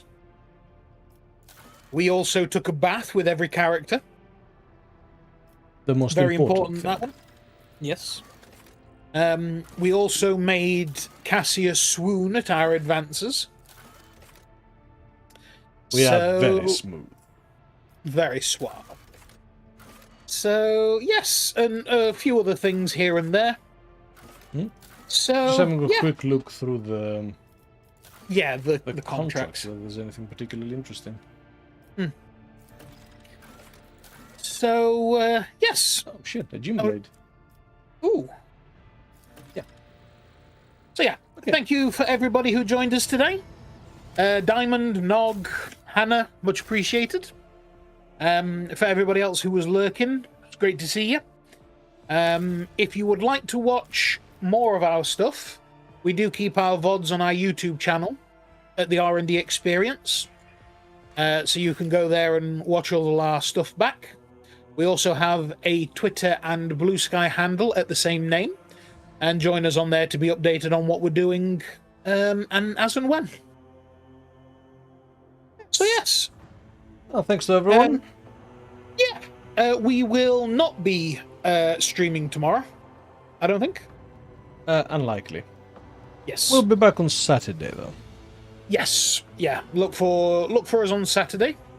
And until then, thank you very much indeed. Thank you. Cheers. Have a good night, Have guys. a good night. Bye. Bye.